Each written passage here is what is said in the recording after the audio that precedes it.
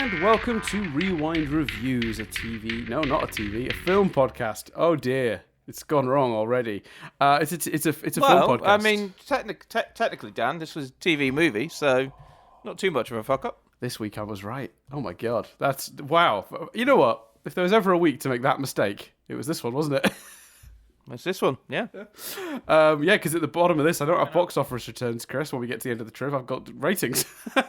So yeah. Oh, nice that you've got an equivalent though. Have you got ratings for the UK and the US? I do indeed. Oh, nice. Mate, I've even gone to the trouble of getting some equivalent ratings from a few days later from an X-Files episode to give you a comparison. Oh, it's very exciting. Anyway.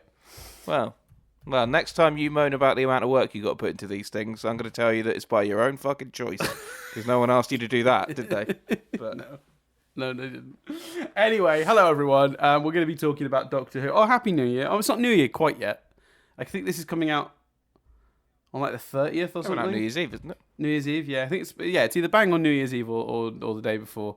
I hope everyone has a good New Year's if you're listening to this at the time.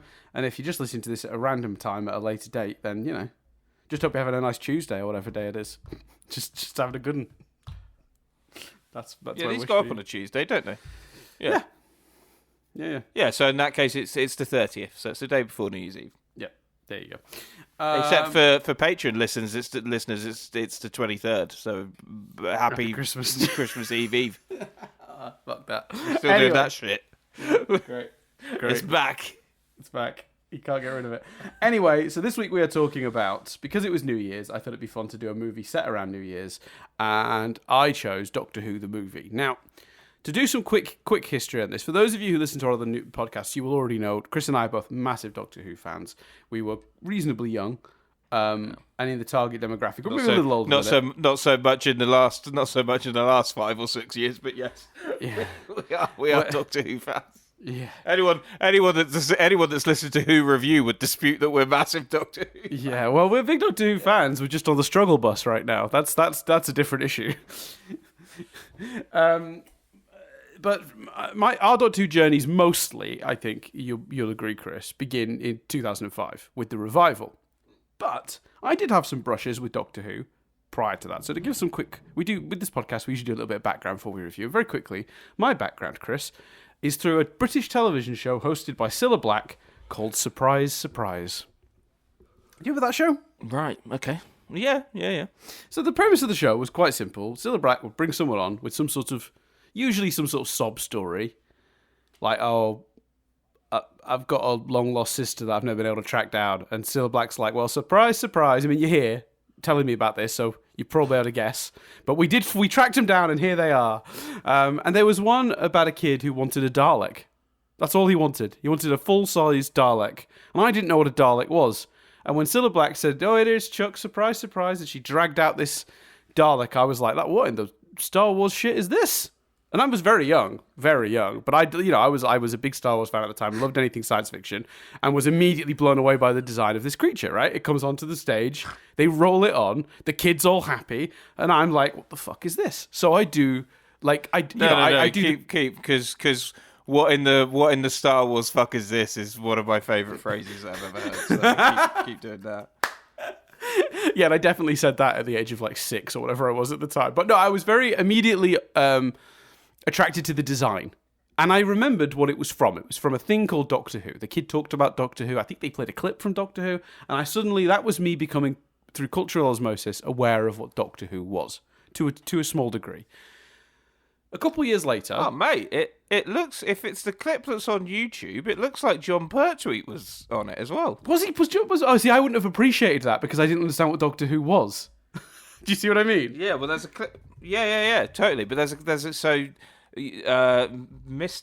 DWHO96 has uploaded it, and the clip ends with a Dalek coming on, so I would assume... Oh, and he's getting a certificate saying... I assume saying it's some sort of official Dalek. And yeah, John Pertwee. So this must be the clip you're referring to. Yeah, yes. John Pertwee was there. That's so cool. Now I wouldn't have realised that that's what that was. But you have to send me that clip because I just had a quick search and I couldn't find. Oh wait, no, I think I found it actually. Is Scylla wearing like a red dress? No. Oh, different clip. So if you Google if you YouTube John Pertwee on Surprise Surprise. Oh yeah, there you go. John Pertwee, surprise, surprise. Oh yeah, I found it. Oh my, it's like 6 minutes long.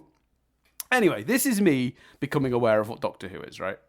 And okay, this makes a lot of sense. The date, 1996.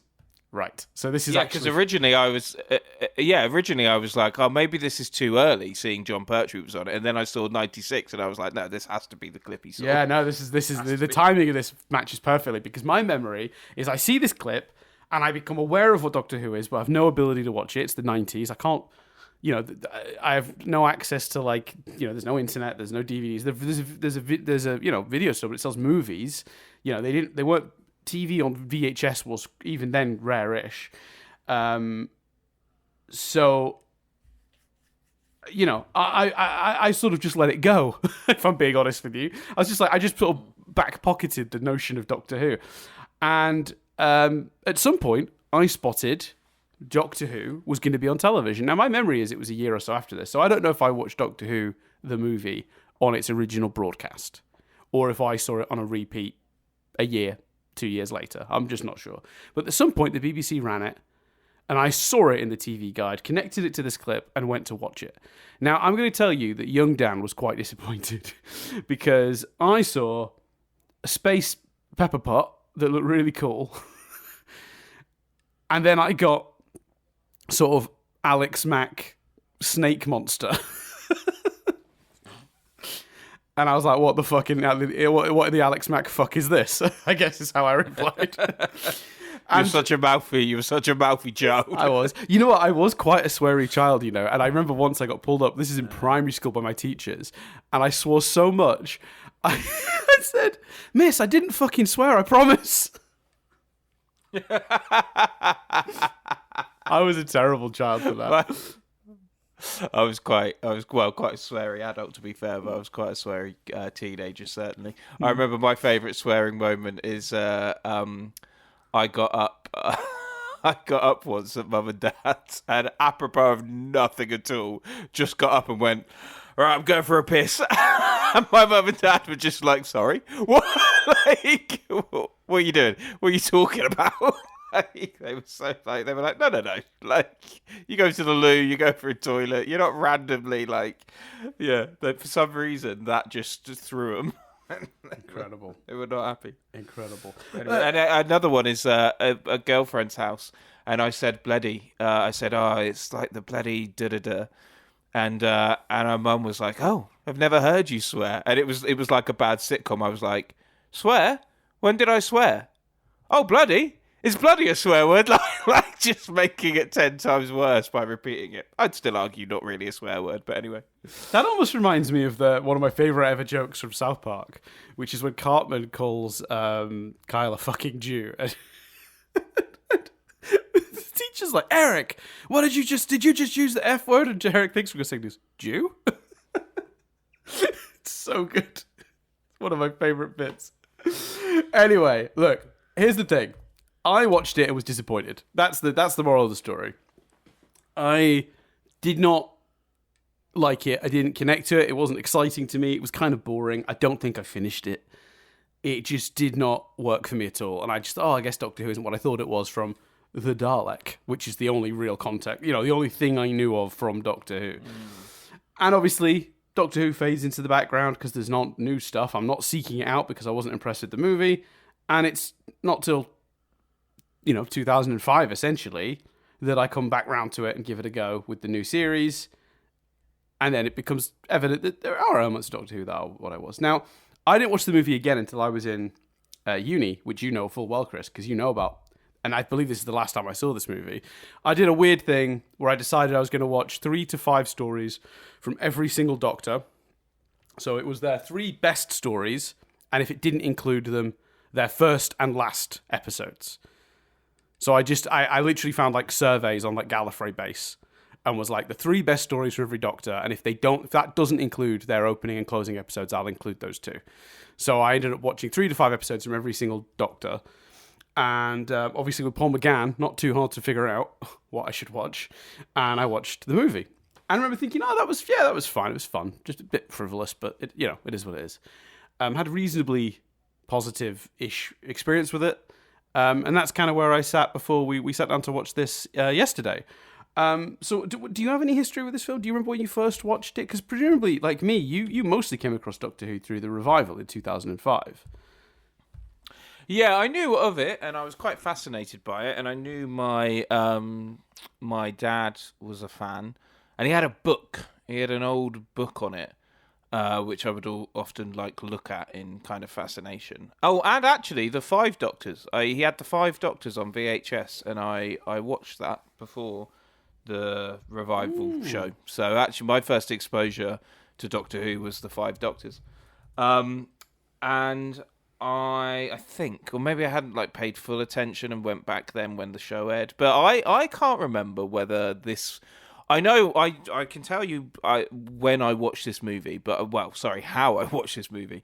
I can't tell you whether it was before or after the series had aired. But I remember looking for Doctor Who content, and I can't remember whether I was. I think I was probably looking for Doctor Who content after the series had aired. Because I did a weird thing with the series where I was really excited about it coming back because I knew it was like an icon.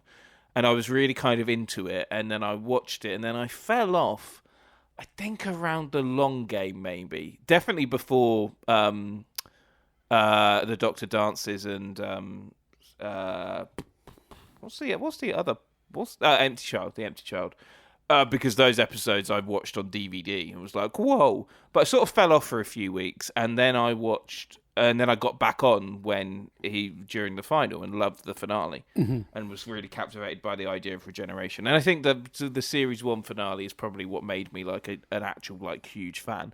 So I think then in the period between that airing and it and it coming out or whatever, or maybe after it came out DVD, I think this was after. I was just looking for Doctor Who content.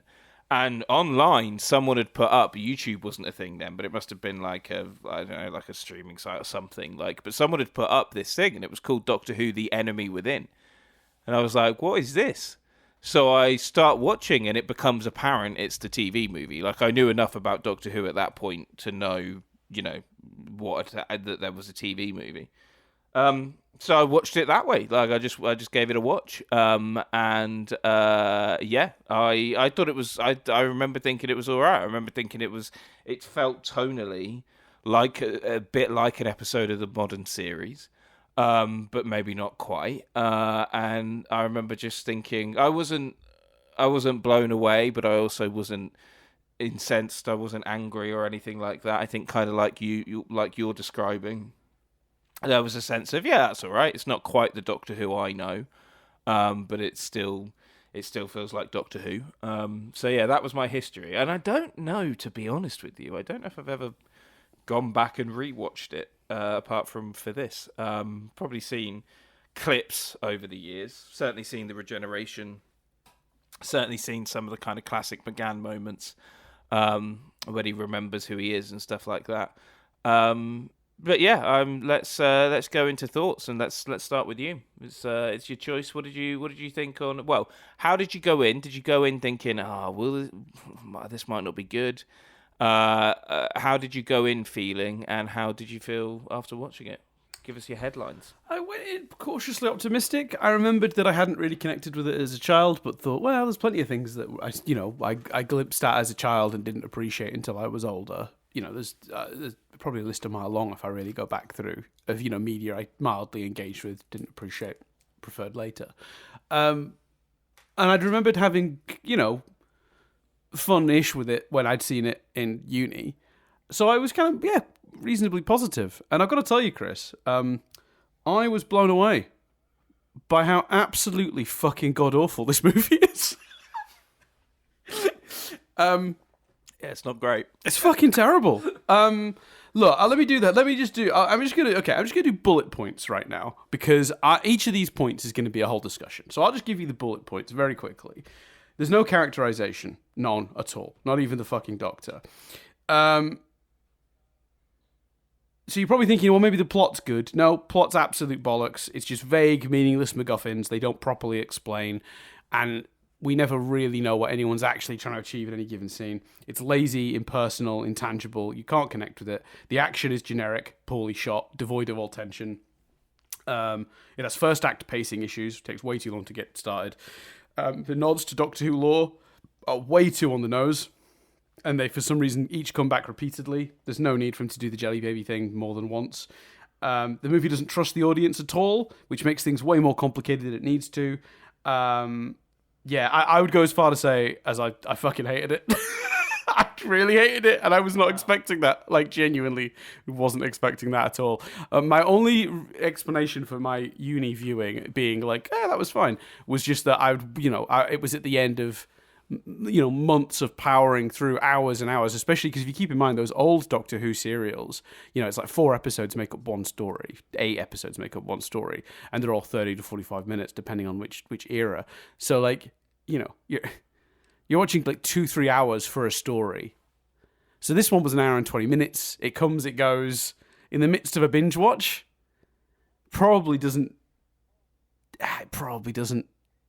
you know what I mean? It doesn't do anything on the scales, and I was excited to start doing, because I'd even gone as far as to getting the 3 best episodes from subsequent Doctors at the time, which was Eccleston and Tennant.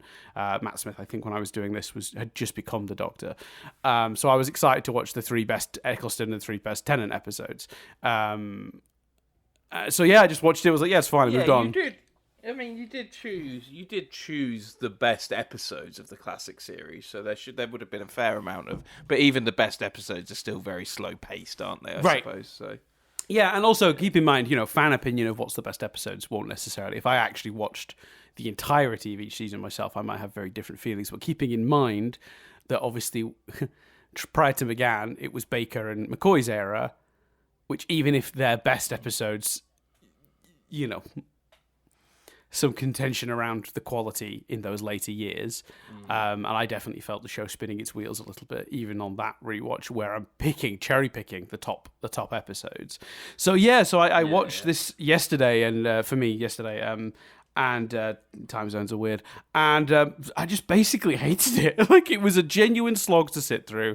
I really, really was not happy, and was very disappointed, and started to think, well, you know what, little Dan, back in 96, 97, whenever this was, when I watched this, he had a point. He knew what what early 20s Dan did not. That's what I'm figuring out.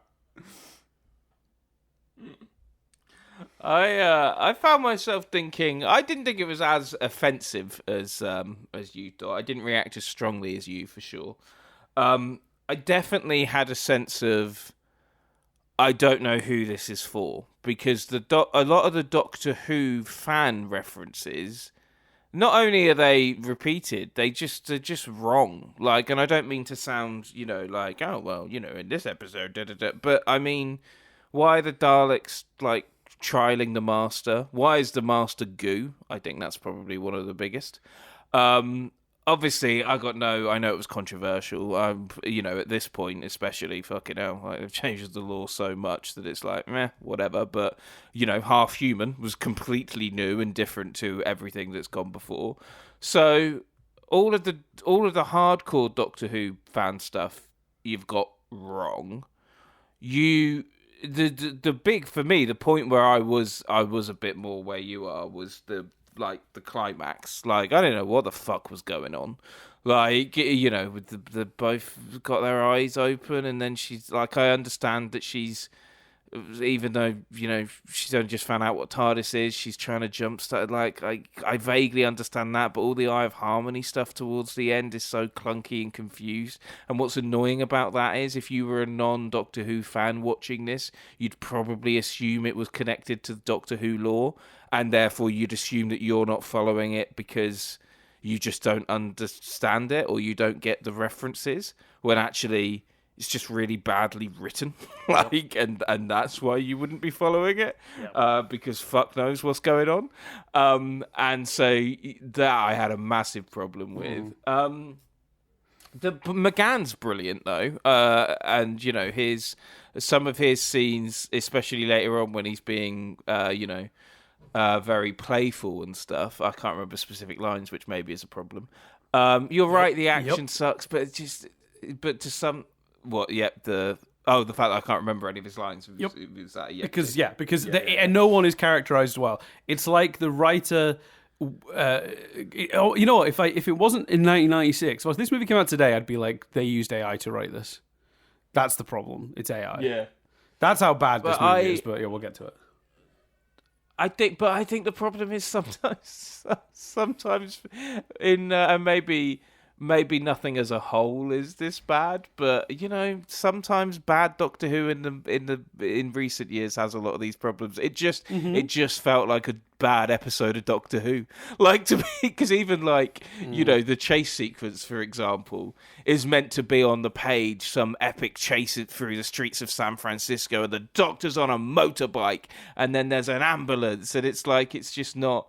It maybe that is what it is as an idea, but on the screen it just doesn't look like that. And again, that just feels like Doctor Who. So weirdly, I think if it was and it's an interesting position, obviously, this week, because it is a movie, it is a TV movie, but it's hard not to also come at it as a Doctor Who fan, and as a Doctor Who fan, just felt like a bad episode of Doctor Who. As a movie, it's fucking horrendous. Because it doesn't feel like a movie, for one. It feels like an episode of Doctor Who that they've stretched to too long. It feels like an extended cut of an episode of Doctor Who that no one enjoyed. And so yeah, I probably do feel the way you feel if I'm judging it as a movie. But when watching it, it just felt like bad Doctor Who. In particular, though, it takes too long to get going. Like, I mean, a gang shoots the Doctor, and that's nothing to do with the plot. Film doesn't really have a plot. Doesn't identify itself for ages. Even then, it's really thin. Oh, the TARDIS likes you. I nearly texted you, but I didn't know whether you'd seen it or whatever. Especially with time zones and stuff. But I nearly texted you and said, "Are they really going to offer?"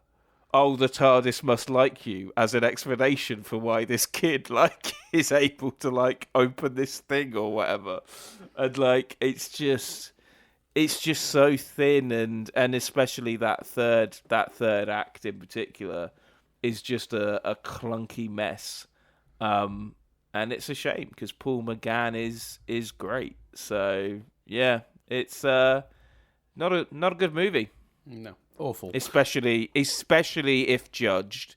It is worse if judged as a movie on its own. Can you watch it if you've got no experience with Doctor Who? No. Because imagine that, Dan. Imagine that. That's my defense. The defense I gave to this was it just felt like a bad episode of Doctor Who. But a bad episode of modern Doctor Who, which hadn't even aired at this point. So yeah, if you're judging it, if being judged as on its own as a movie, which is what it should be judged as, and certainly what we should be trying to judge it as here, then yeah, it does. It definitely fails for sure. Yeah, I think the issue is the biggest issue is the script. I think, and I think the part of the problem was that the people who wanted to make this were too close to it. They were so excited to bring Doctor Who back. They didn't have the what's the word I'm looking for here? The sort of intelligence that Russell T Davies showed when he brought the show back in 2005 to know that it's been off the air for a long time. We have to make this accessible. We have to. But there's a line between. It's funny because I feel like a bad writer tries to resolve worried it's being inaccessible by giving just too much information. And that's actually, this movie actually gets it wrong by trying too hard in a weird way. Because what happens is it opens up and it's like, we're on the planet Skaro and my old rival Time Lord, the Master, was exterminated and I was taking him back to Gallifrey. And it's like all these words in my TARDIS. And it's just like all these words. It's just, and if you don't know Doctor Who, that's absolute word salad, right? It's just gibberish. And I like, why? Like, why do that? Why does this movie, Chris, not open with that kid running through the streets, being chased. They try to shoot at him. The tar disappears. An old man gets out and gets shot. Now, if you're an old viewer, you know that's the Doctor getting out of the TARDIS. But if you're a new viewer, intrigue, immediate intrigue. How did that box just appear? Who is that man who's been shot? She's trying to save him. He says he's not human. Ooh, he's changed. Turns out he's got lots of lives. There's another monster thing out there that wants his lives. Simple. So it's so easy to do this. Graces are in. Grace is going to ask all these questions, and the Doctor is going to have to explain them. So why open with a fucking deeply boring monologue that does nothing but confuse an audience stepping into it? It's an absolutely dreadful choice. Absolutely dreadful choice. Because you look at what Russell did with Rose in 2005. We don't know. The Doctor doesn't get, there's not a big, monologue and a flashbacks to I've lived many lives. I've looked many different ways. They don't do any of that. You don't need that information yet. We can drip feed you the what's going down. Let's just get you into the story. What's the problem? This guy wants to solve it. Let's learn about him as we go. So much smarter than what they do here. So yeah, that's a big issue. But for me, honestly, all of the other stuff we can talk about, and I agree with your point as well about the action in the third act particularly. We'll talk about stakes and how stakes work and don't work later, but and how to craft tension. But I can't get past the lack of characterization for anyone. Tell me something about Grace, Chris. That's not plot. So not her job or what she physically does in this story. Tell me something you know or have learned about Grace and the choices she might make in a given situation. She gets over him. She gets over people being aliens really quickly and enjoys kissing them. Mm-hmm. Yep, fair. She decides not to travel with him. Don't know why. Well, because they probably don't know why. Because they weren't sure they could afford her, I guess, for if they did a series. Yeah. Yeah, I assume so. Yeah. Okay. Let's just forget Doctor Who canon outside of this movie. What did you learn about the Doctor's personality? New Doctor, big deal, right? When there's a new Doctor, what's this Doctor's deal? Is he scared? Is he confident? What is he? Anything other than generic Doctor? What do we think? You learn anything about the man? No.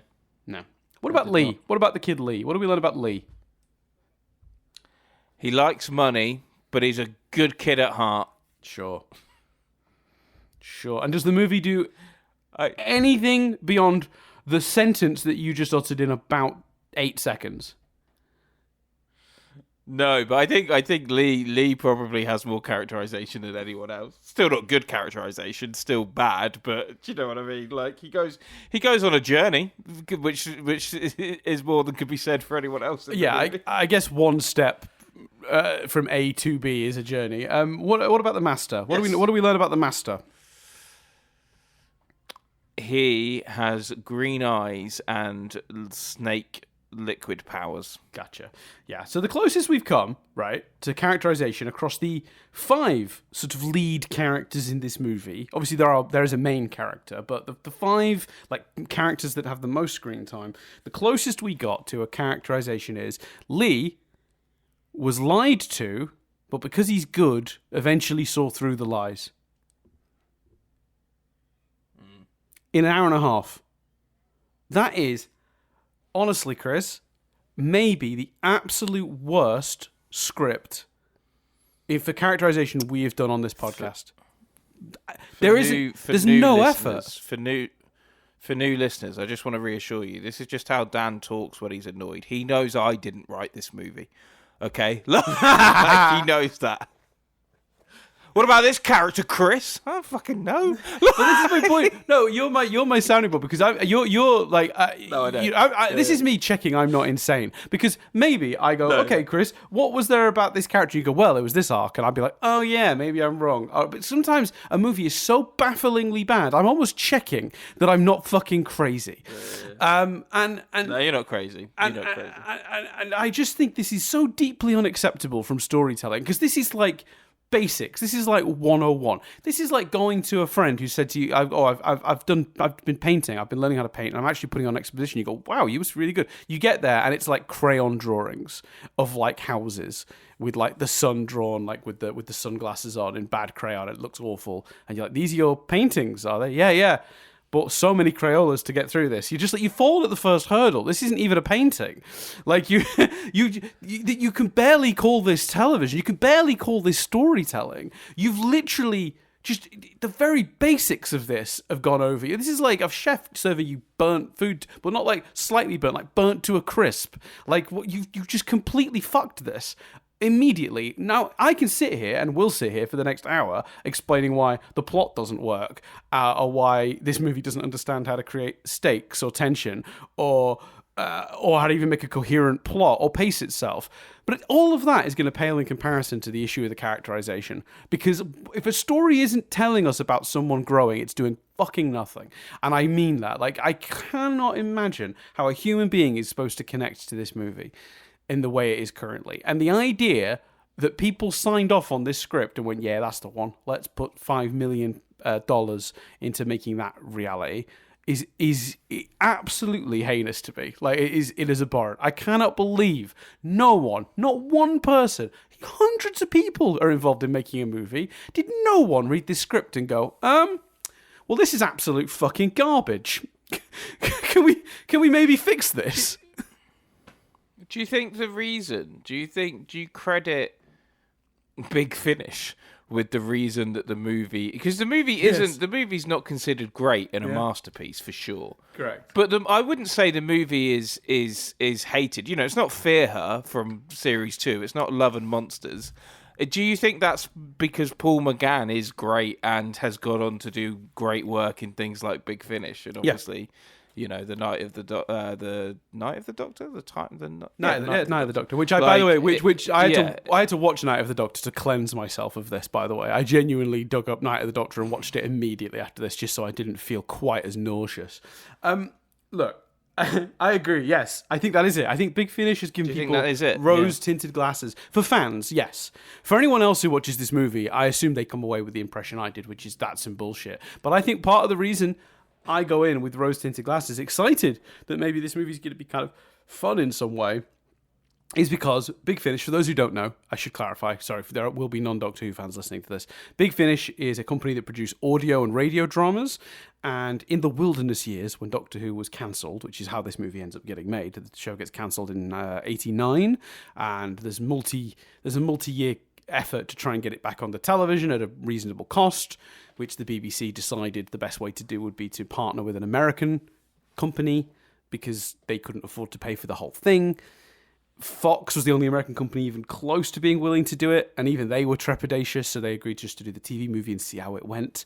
I'll tell you now, this was not the start of a revived, brand new, spanking Doctor Who series, so you can have a guess as to how this went on American television. But look, the Big Finish stuff, which happened around and following this, before the show finally does get revived, 8 years later,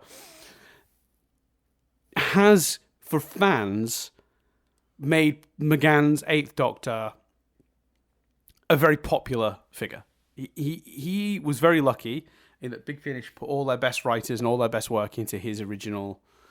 They really worked hard to make the Eighth Doctor adventures, his first series with them, or second really, but his first series with them, so good. And I love that series. I listen to that series every couple of years, and it's amazing. It's really, really brilliant. It starts to go off the rails eventually, unfortunately, in McGann's time on Big Finish, but Big Finish always end up doing that. They always end up making things sort of too big and too serialized, and it all falls apart.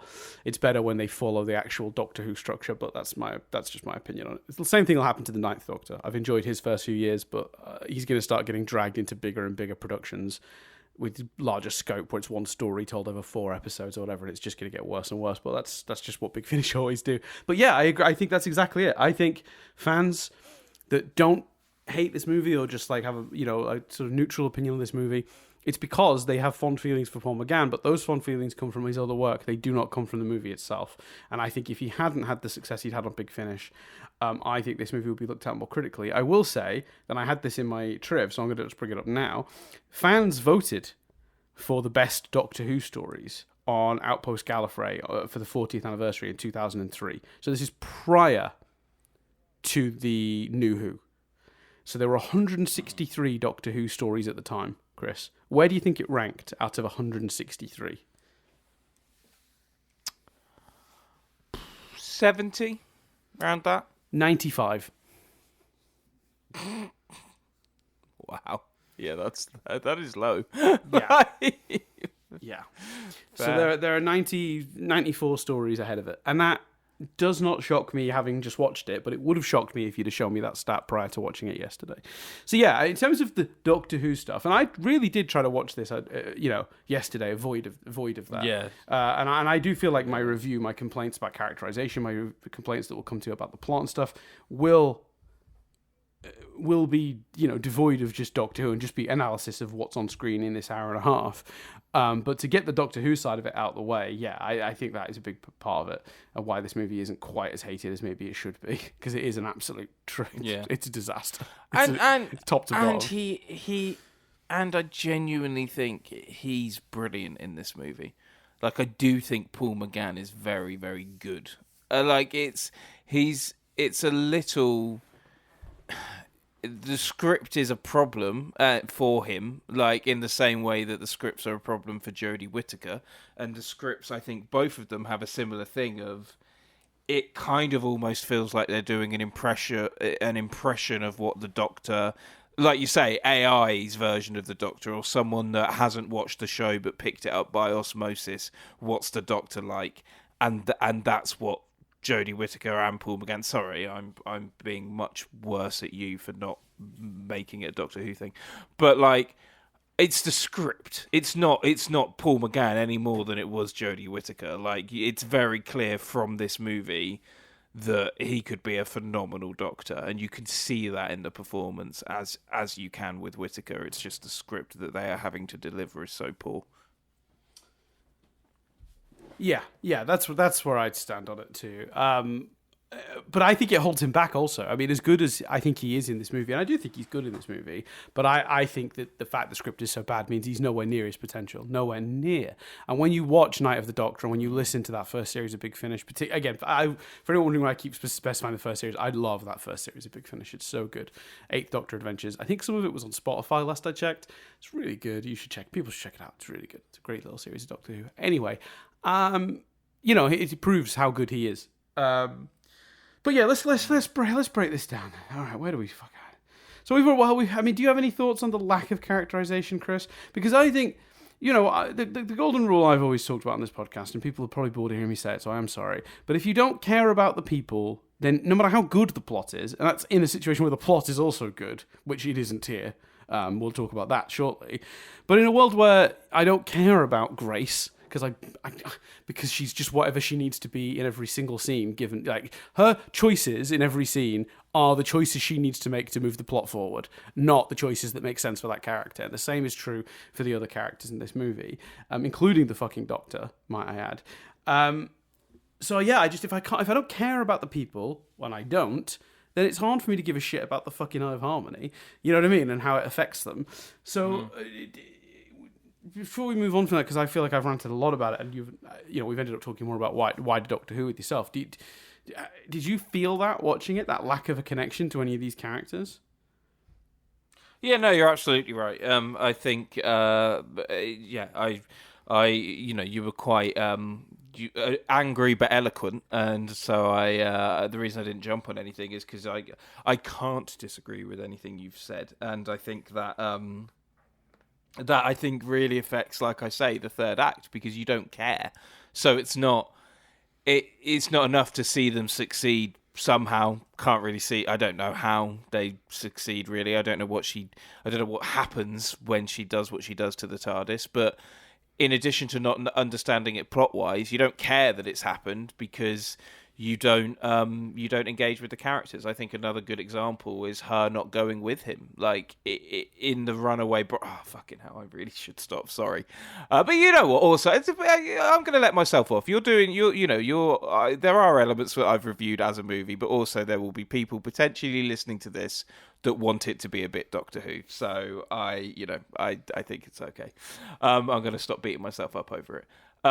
Runaway Bride, and even something like the Titanic episode begins with V. What's that one called? Voyage of the Destiny? Is that the title? Voyage of the Damned? Isn't it Voyage of the Damned? Voyage of the Damned. Is that not it? Yeah, I think Voyage of the Damned is right. Different reasons, but those episodes end with the companion of the episode not going with the Doctor, and you feel shame. You're like, oh man, that sucks. With this, you're like, oh, okay, she's not going with him. Okay, cool.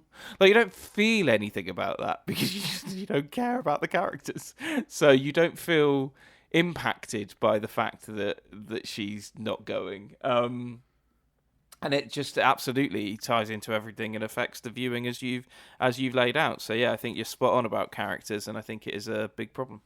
Yeah, so I'd like to hear, because I've got some really specific thoughts about the third act and some of the issues, but I'm curious if you want to elaborate more on your sort of your feelings on the plot, because as you pointed out, I think again eloquently in the opening, I think, how did you say it takes too long for the plot to reveal itself? I think is how you phrased it, maybe, or like do you want to talk about that? Yeah, well, because what is the plot? Like the plot is I think essentially the plot, because just for clarification, the doctor getting shot, the Doctor regenerating, Grace's life getting interrupted maybe is the beginning, but the Doctor getting shot and the Doctor regenerating, those aren't plots. Those are things that happen. You know, Grace's life getting interrupted by this is maybe plot, but is arguably still something that happens. The plot of this movie is the Master has escaped fairly inexplicitly, because for people that aren't Doctor Who fans, the Master isn't Alex Mack goo. But okay, fine, we forget about that for this. The Master has escaped. The Master has stolen, but I'm still describing plot. I'm still describing things that happen. The plot of the movie is that the Master is trying to get the Doctor's regeneration cycle so that they can go on and do some evil shit. Well, like, he's trying to get his body. He's gone into the body of a human and taken it over, like possessed it. But that's not a body that's vital. That he will burn through that body in a couple of days or whatever is the implication of the movie. It's not that he's stealing the Doctor's regeneration cycle. He wants to steal the Doctor's body. The Doctor's body still has, X number of lives essentially left in it. He's out of lives. He wants the Doctor's body, and he's willing to blow up the Earth to do it, because whatever his weird plan is for putting him in the Doctor's body and the Doctor, I guess, back in the human body that won't last long. I guess that will somehow, because it's had to open the Eye of Harmony to do it, destroys the Earth. But it's that horrible vague, like, the Earth won't be here tomorrow if this plan works, just like thrown in as an extra, like, oh, the stakes are so high. But like, it doesn't mean anything. Yeah, it's intangible. It's just nothing. So, to be honest with you, my feelings on like the plot, things just happen. I don't think even then we're still describing things happening. Do you know what I mean? It's not the movie. The movie in many ways doesn't have a plot. It's just a series of things, and the problem is those things aren't overly exciting. Like I say, those things feel like the plot of a 45-minute episode that has been stretched out, and we're just dealing with, instead of the Doctor being shot and regenerating on the spot, we're going through the faff of them going to hospital, and we're going through the faff of who am I? We're going through all of that bullshit. We're seeing Grace at the opera and having to come in, even though instead of just being at the hospital.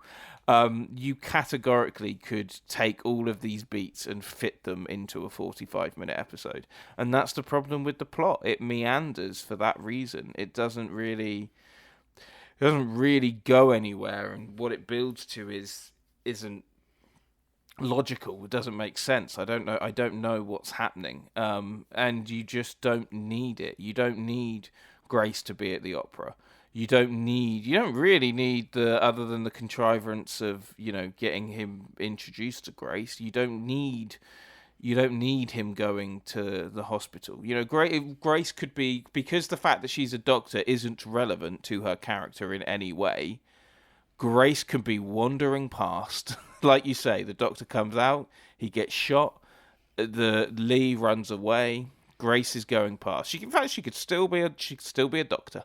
But Grace is going past, and she sees the regeneration because she accepts that he's an alien so quickly with no consequence. Again, it's not added to the plot, that you might as well just have her see the regeneration then and know that this guy's a mythical alien. You could fit this 90-minute movie into 45 minutes if you wanted to, because that's how thin the plot is.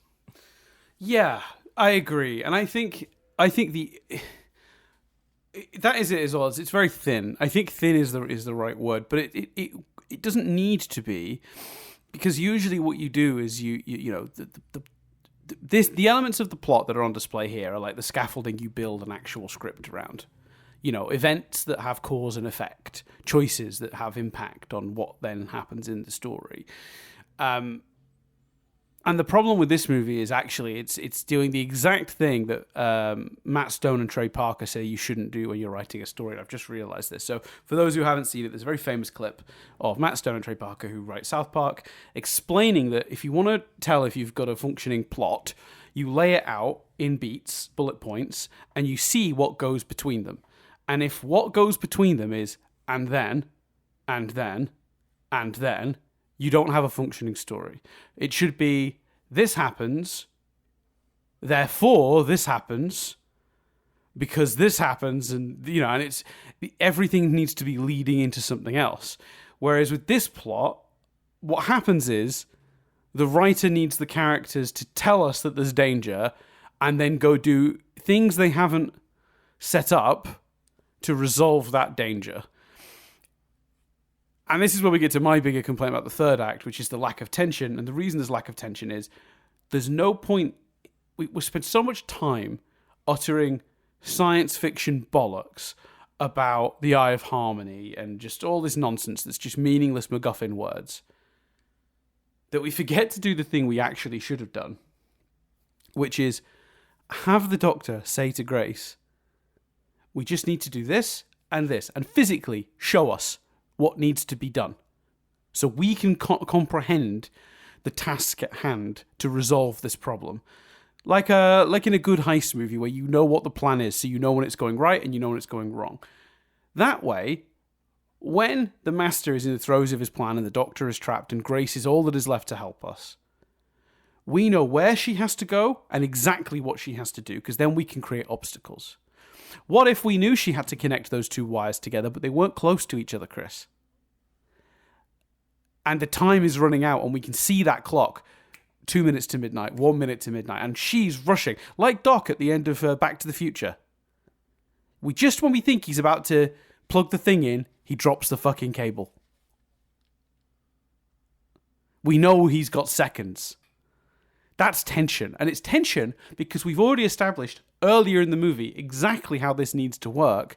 And therefore, we see when it goes wrong, we know how fucked he is when he drops that cable. Or when they separate. And we know he has to get down there and plug them back in together, right? Because he pulls it, doesn't it? And then it unplugs. So that's what it is. But we know he has to get back down there and plug that in a very short space of time.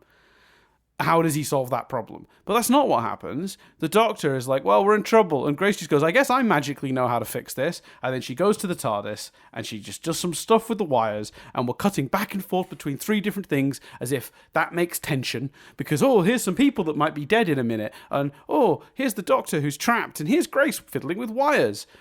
What does that mean? What is it for? What is she physically doing? What's stopping her?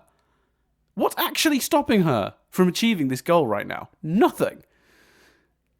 She does it. Well, great. I suppose it's whether she the tension we're meant to feel is whether she will do it in time, because my read of it. But I don't know what it is she's doing. But how am I supposed to know what that time frame is? How do I know when she plugs the first 2 wires together that that's not it?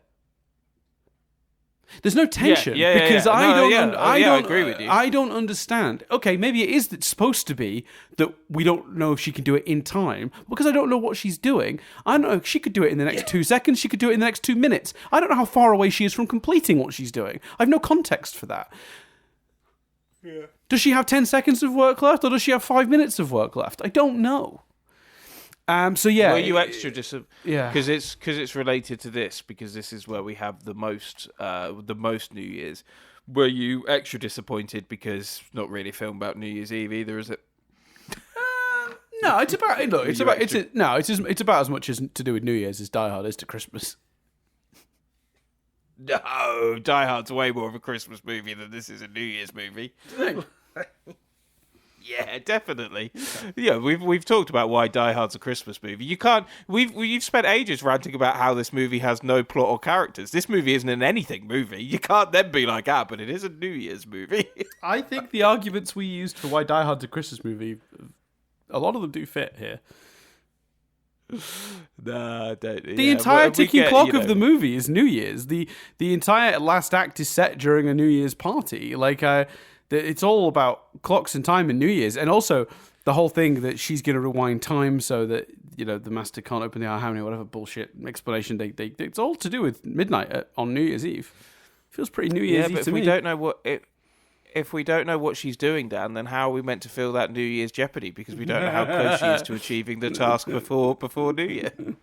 I tell you what, if you want a good Doctor Who New Year's story, there's a really good. It's one of my all-time favourite big finishes. It's a Christopher Eccleston one called Old Lang Syne, and it's brilliant. It's really brilliant. It's the Doctor with a companion for just that episode, and he meets that companion every year at New Year's because of nice. MacGuffin-y reasons, and it's them over multiple years. It's really good.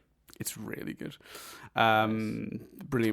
I didn't mind. Eve of the Daleks is set on New Year's, isn't it?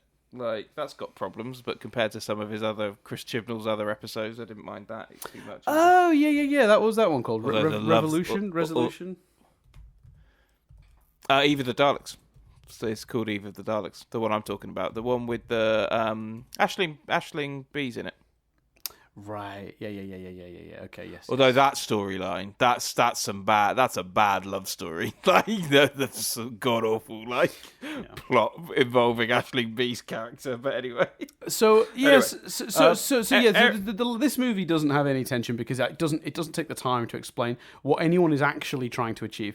They tell us their goals without telling us what they need to do to achieve them. So it's like saying I want to be a famous model, and it's like, okay, so at the end of the movie you'll just sort of work hard and be that, or is there steps you need to be to achieve that? What do you need to actually do physically across the course of this movie to achieve that goal? Sometimes goals are really simple. The goal of a movie can be like, the protagonist's goal can be, I want to climb a mountain. Well, the answer to that is obvious. You need to physically climb the mountain.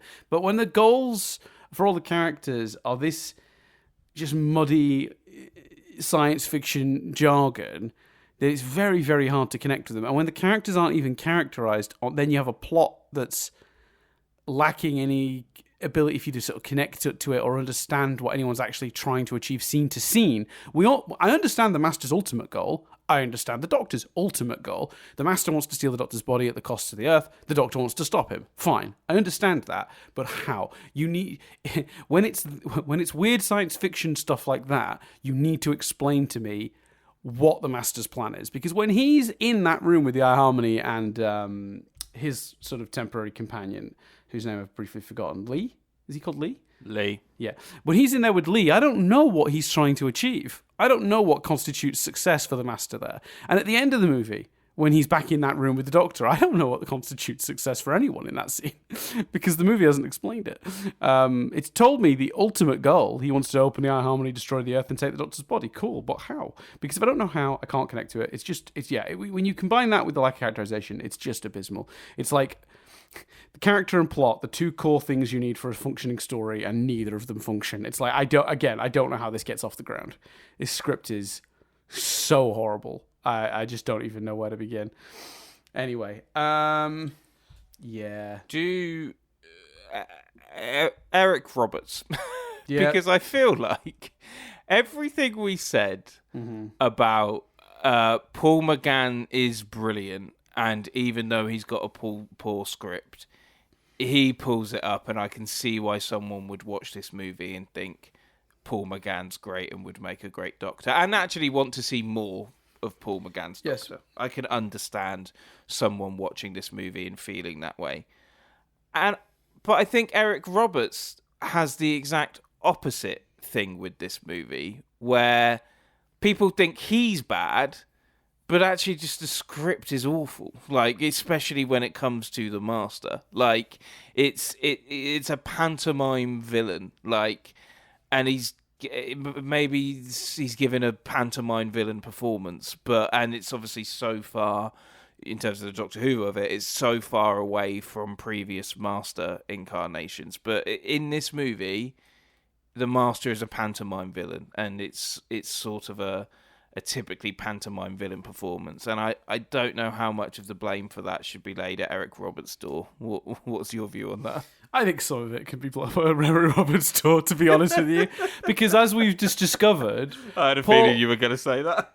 No, because look, I think Eric Roberts is a perfectly... No, not even perfectly fine. I think Eric Roberts is a great actor. He is a totally capable actor.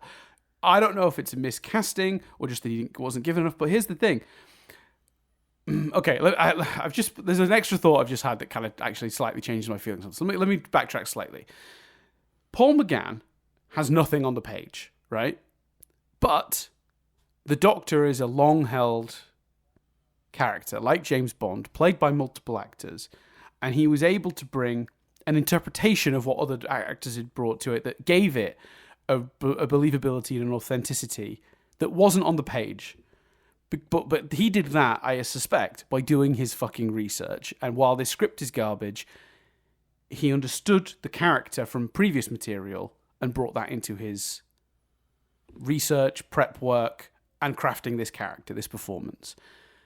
Eric Roberts did not do that. I can absolutely assure you, I will put money on it, Eric Roberts didn't learn who the Master was previously, didn't look at any old footage, which is totally a choice you're totally valid. It's totally valid and you're able to make as an actor. You can absolutely go, I don't want to see what the other guys did because I want to make sure I do my own thing with it. That is fine. The problem is when it's not on the page and you're not doing the research, you're left with this. And this is a cold, flat, boring performance from a man who is capable of much more. Would it have been better if he'd had a good script? Absolutely, because Eric Roberts is capable of delivering that. But could he have done more to craft a more interesting performance? I think he could have, yes. I think he could have made choices that weren't on the page the way Paul McGann, I suspect, did. Paul McGann went to the trouble to try and understand who this character would be and how he would behave and crafted something from absolutely nothing. Whereas Eric Roberts was like, bad guy, got it. And he played stoic bad guy number 5, just like the most generic possible version of it. And again, it's not 100% his fault because, as we have repeatedly said, the character is so underwritten. The character's so flat. If he turned sideways, he could fall down the crack between the floorboards. So that's not all on him at all. But he definitely could have, if he was feeling confident, or maybe he was being paid a bit more, because I've got to assume that no one was being paid very much money for this movie. The budget was $5 million, and they spent $1 million on the fucking TARDIS set. Looks great though. It does look That's really one good. thing you can say for the movie. The TARDIS looks great. Because it's funny, they were clever about that. They got a $5 million budget and they spent $1 million on the TARDIS, and you would go 1/5 of the movie's budget on one set that's not even in it that much, and I'm like, yeah. But when they sat down with Fox about a series to negotiate for that, we've already got that set. That's one big piece of expense out of the tick. We just keep using the set we've already done. So I sort of see the logic in spending that money. Anyway, I believe he could have done more with the role than he did. I think he went, oh, it's a bad script. I can just pretty much do what the script wants me to do here, which is be generic villain, and I'm going to put no further thought into this whatsoever. And that's absolutely, I'm not going to criticize that, but I am going to say that I don't think he's doing a good job. I think he's a little bit phoning it in on this one, which is, again, valid. I've seen this, not read the script as such, but I've seen the script realized. I know why. But yeah, he's not good at all. I think Daphne Ashbrook, Yi Ji So, I'm pronouncing that right, who plays Lee, and Paul McGann are all doing their absolute best to bring these characters to life. I feel like Eric Roberts is just a little bit sat back going, yeah, they paid me. No one's going to watch this. That's genuine. That's my feeling watching that performance, because it is very flat and uninspired, and he makes no choices whatsoever other than exactly what the page says. So yeah, I do think he could have been doing a better job. Sorry. Yeah, and well, look, I'm not here again. I didn't cast Eric Roberts. I have nothing to do with the making of this film, Dan. I don't think he's particularly great in this. But equally, I think he gets a lot of the blame seems to be put at his door, and I don't know if that's fair either. No. The blame should be at the people that made it. And I think the reason is it's that combination, isn't it? Though it's like the script doesn't do it for him, and then he's not particularly great in it, and also you could argue there's an element of being miscast by default because they chose to put the Master and the Master's consciousness into an American's body, and the Master is he's an area like British villain. It's the fact that there are only 2 English actors in this movie is kind of crazy to me. And yeah, giving the Master an American form didn't work for me either. So there's that element of it. Yeah, I think that's interesting because I think the show was on hiatus. The show wasn't about to be revived by the BBC, so it's kind of comparable to the Disney Plus situation in a way. It's like, okay, well, we've got an American partner. They're willing to do this. Like I think with a better script and a better performance, the Master being British wouldn't have mattered.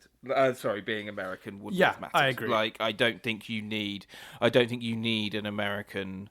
And I'm sorry to anyone that there would be people where that would still matter regardless. Like even if it was exceptional quality, there would be people that would have gone, well, no, but the Master's now American. Blah, blah, blah, blah. Well, yeah, okay. So don't watch it because your literal other choice is you don't get Doctor Who. Like that's the other choice here. This is the only way the show's getting made, and you do have a British Doctor, so have at it. Like fine, don't watch it then because actually, if everyone took that view, it wouldn't get made at all. So I think that could have been fine, but yeah, it's the heart of the problem is the script, the performance, and all the rest of it for sure. Because I don't see anyone, because she is doing her best. No one's laying the blame at an American companion, and that's why I suppose had we technically had foreign companions, I don't know, but I think we'd had an American companion before, hadn't we? So. It's all the problems with the movie that meant it got a bad reception. Yeah. Let's talk about the Sylvester McCoy of it. Do you think? I think you do. I think it's clear because of what you said about why not just start the movie with him getting shot. Do you think it's a mistake to have McCoy in it at all? Do you think it actually should have just started with McGann? Do you think because I think the the fact that the person regenerates is an interesting hook and an exciting idea. I don't think McGann needs to not have his memories for about 20 minutes. I think that's pointless. But I think there's something for excitement, to build tension, to build intrigue. I think there's something in showing the regeneration and having him shot and regenerated. But I don't know that we need, McCoy in the TARDIS, and it's all a bit clunky. What's your view on that? Well, I think partly they want it for plot, because obviously the Master's goal is to steal the Doctor's regenerations. So establishing regeneration sort of needs to be here, full stop. Like, we need to see regenerate just for this plot to make sense for a new viewer, because we have to establish early on, for better or worse, that these aliens, these men, can regenerate. If we don't establish that, then the Master's plot really doesn't make a lot of sense. So I don't mind that. And I also think, while I understand Russell's clean slate approach in 2005, the show was back, right? And there was no question as to the canonicity of the 2005 series when it started. It was a new BBC series, reviving the show. It wasn't day dot. It was clearly a continuation. And we drip-fed people proof of that as we went. But for this movie, I think there isn't argument that with an American production company and and all these changes, I think fans could debate whether this counted, which might make less people watch it. There were already non-canon Peter Cushing movies, keep in mind. So I think using McCoy was a good choice. And it was the main producer, the guy that actually sort of was the reason this movie even happened. I'll have his name when we get to Triv. Is it here somewhere? Can I pull it up quickly? Philip Siegel, who was the guy who was responsible for this movie even occurring in the first place. He was a big fan, and he fought to have McCoy in it. And actually, the BBC wanted Baker. The BBC wanted Tom Baker to be the Doctor that gets out of the TARDIS and gets shot, because they believed he was more. I thought you meant Colin. I thought it was like a redemption thing.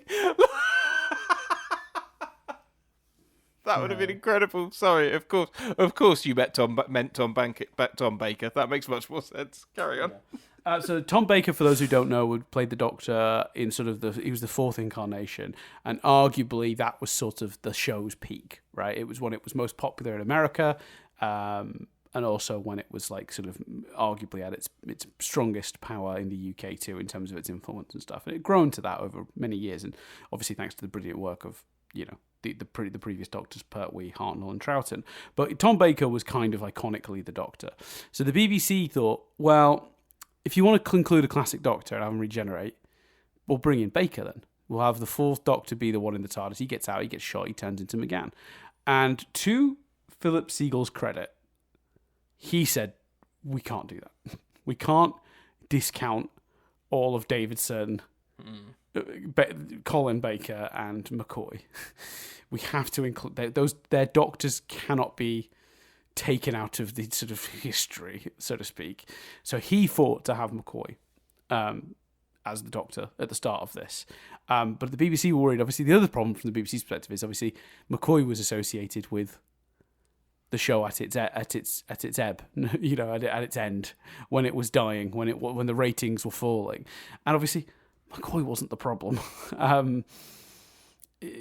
Partly writing, partly just lack of interest because it'd been on TV for so long. It just, these things come and they go, and these things ebb and flow. But they didn't want to associate this movie with the failed final era of the actual show too. So yeah, there was a lot of discussion, it seems, in the creation of the movie about whether to include a previous Doctor and which one. And my feeling on it, having watched it, is it should have been quicker.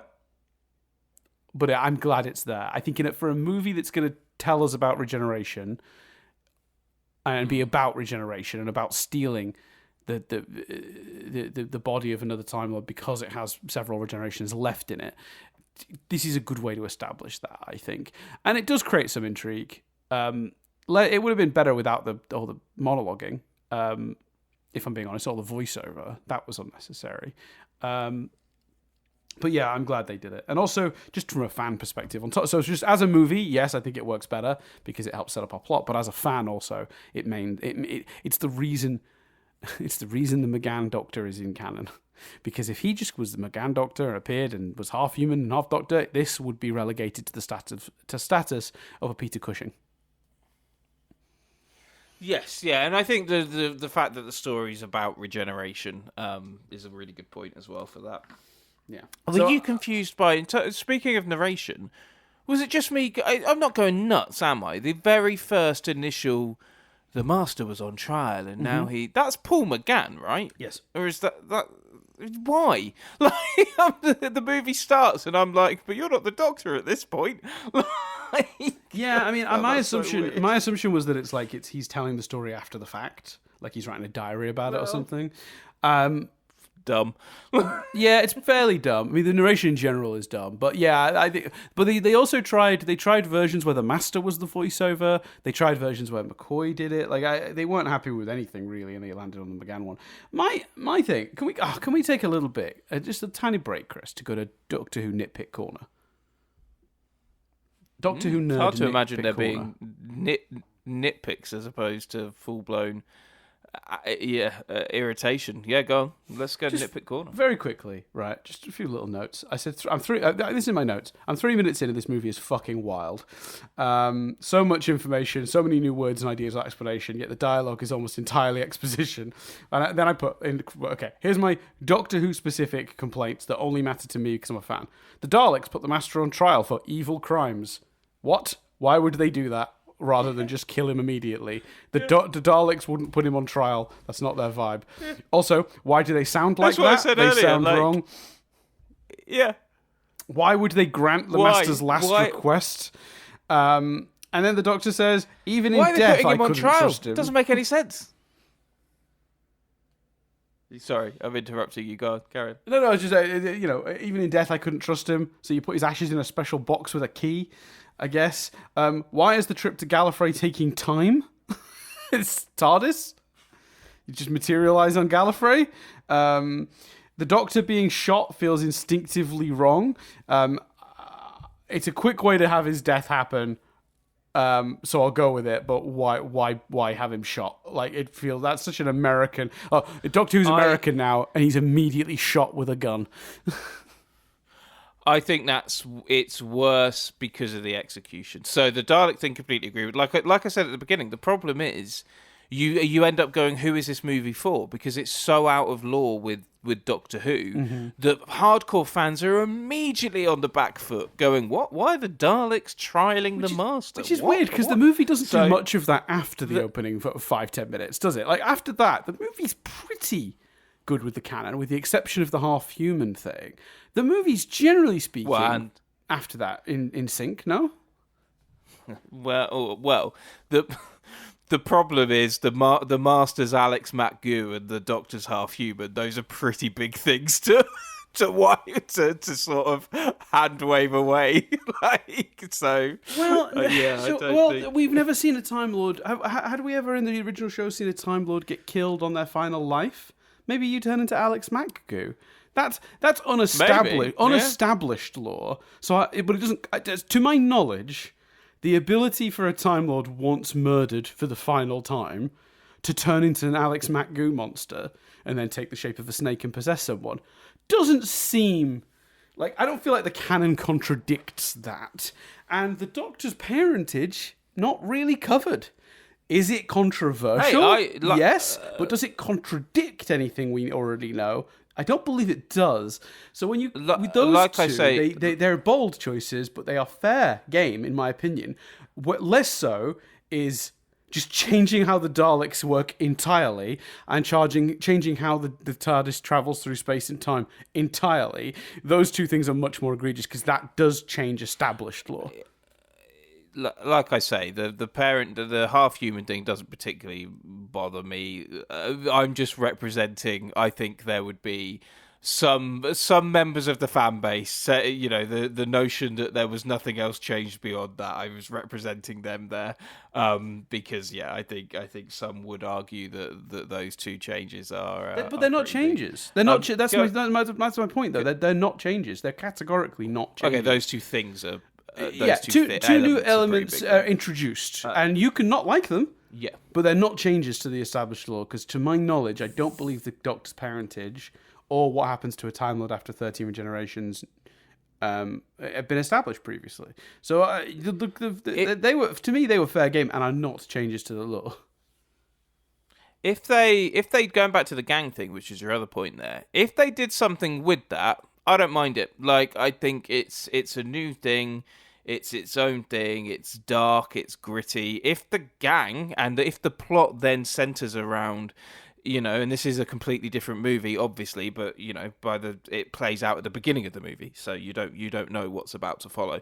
But the actual moment, I don't mind, because what they could have gone on to do with that could have been something really interesting connected to the character of Lee, or they could have woven it into the main plot somehow. So the notion of the Doctor getting gunned down, if they went on to do something with that, I don't particularly mind. The Doctor's regenerated because they fell off a tower before. Like, fine, whatever. Yeah, I mean, because then you make the movie a Chase the Doctor movie, don't you? Because so the Master, you have the Master. So the Doctor comes out, he gets shot in this fictional version where we sort of skip all the weird bullshit at the beginning, and we just, we have a kid running from people with guns. He's about to be shot, but the TARDIS materializes. The Doctor steps out. He puts his hands up, or maybe he goes to say something, and then they just pull the trigger out of panic. He dies.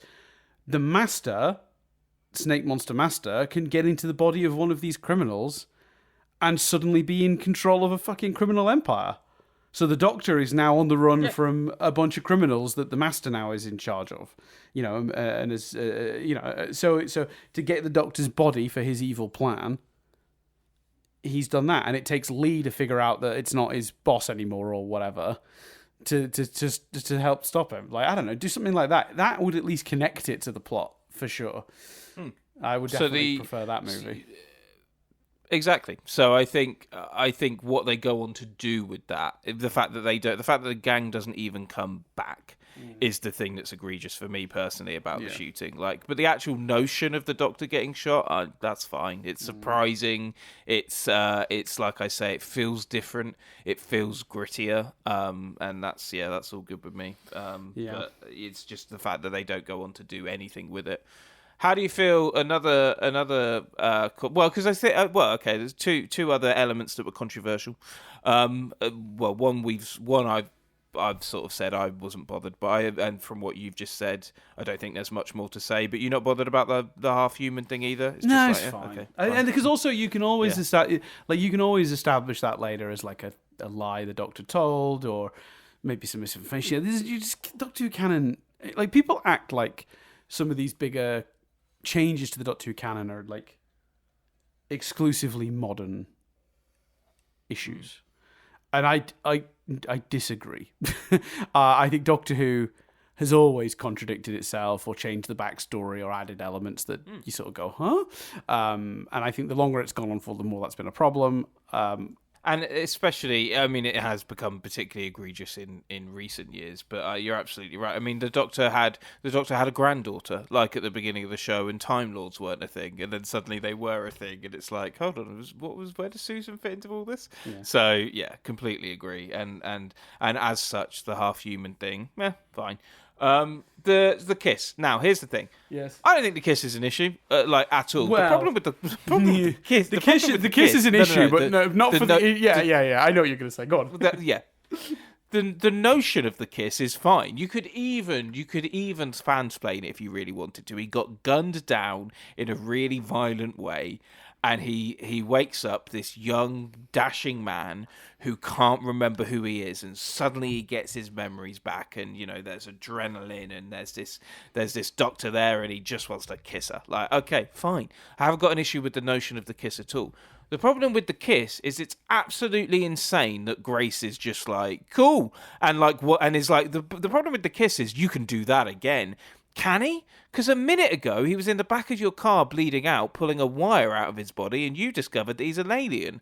Like, and you don't, and you surely you should be confused or worried or like thrown by this. Like, there's no romantic spark between them at this point. They were fighting and getting locked out of the house. I think that was before the kiss. I can't remember for sure of the timeline of this movie, and I watched it yesterday. But like, the notion of the kiss doesn't bother me at all. The fact that the kiss happens. The fact that the kiss makes no sense from a story or plot or character perspective is what I think is egregious about the kiss.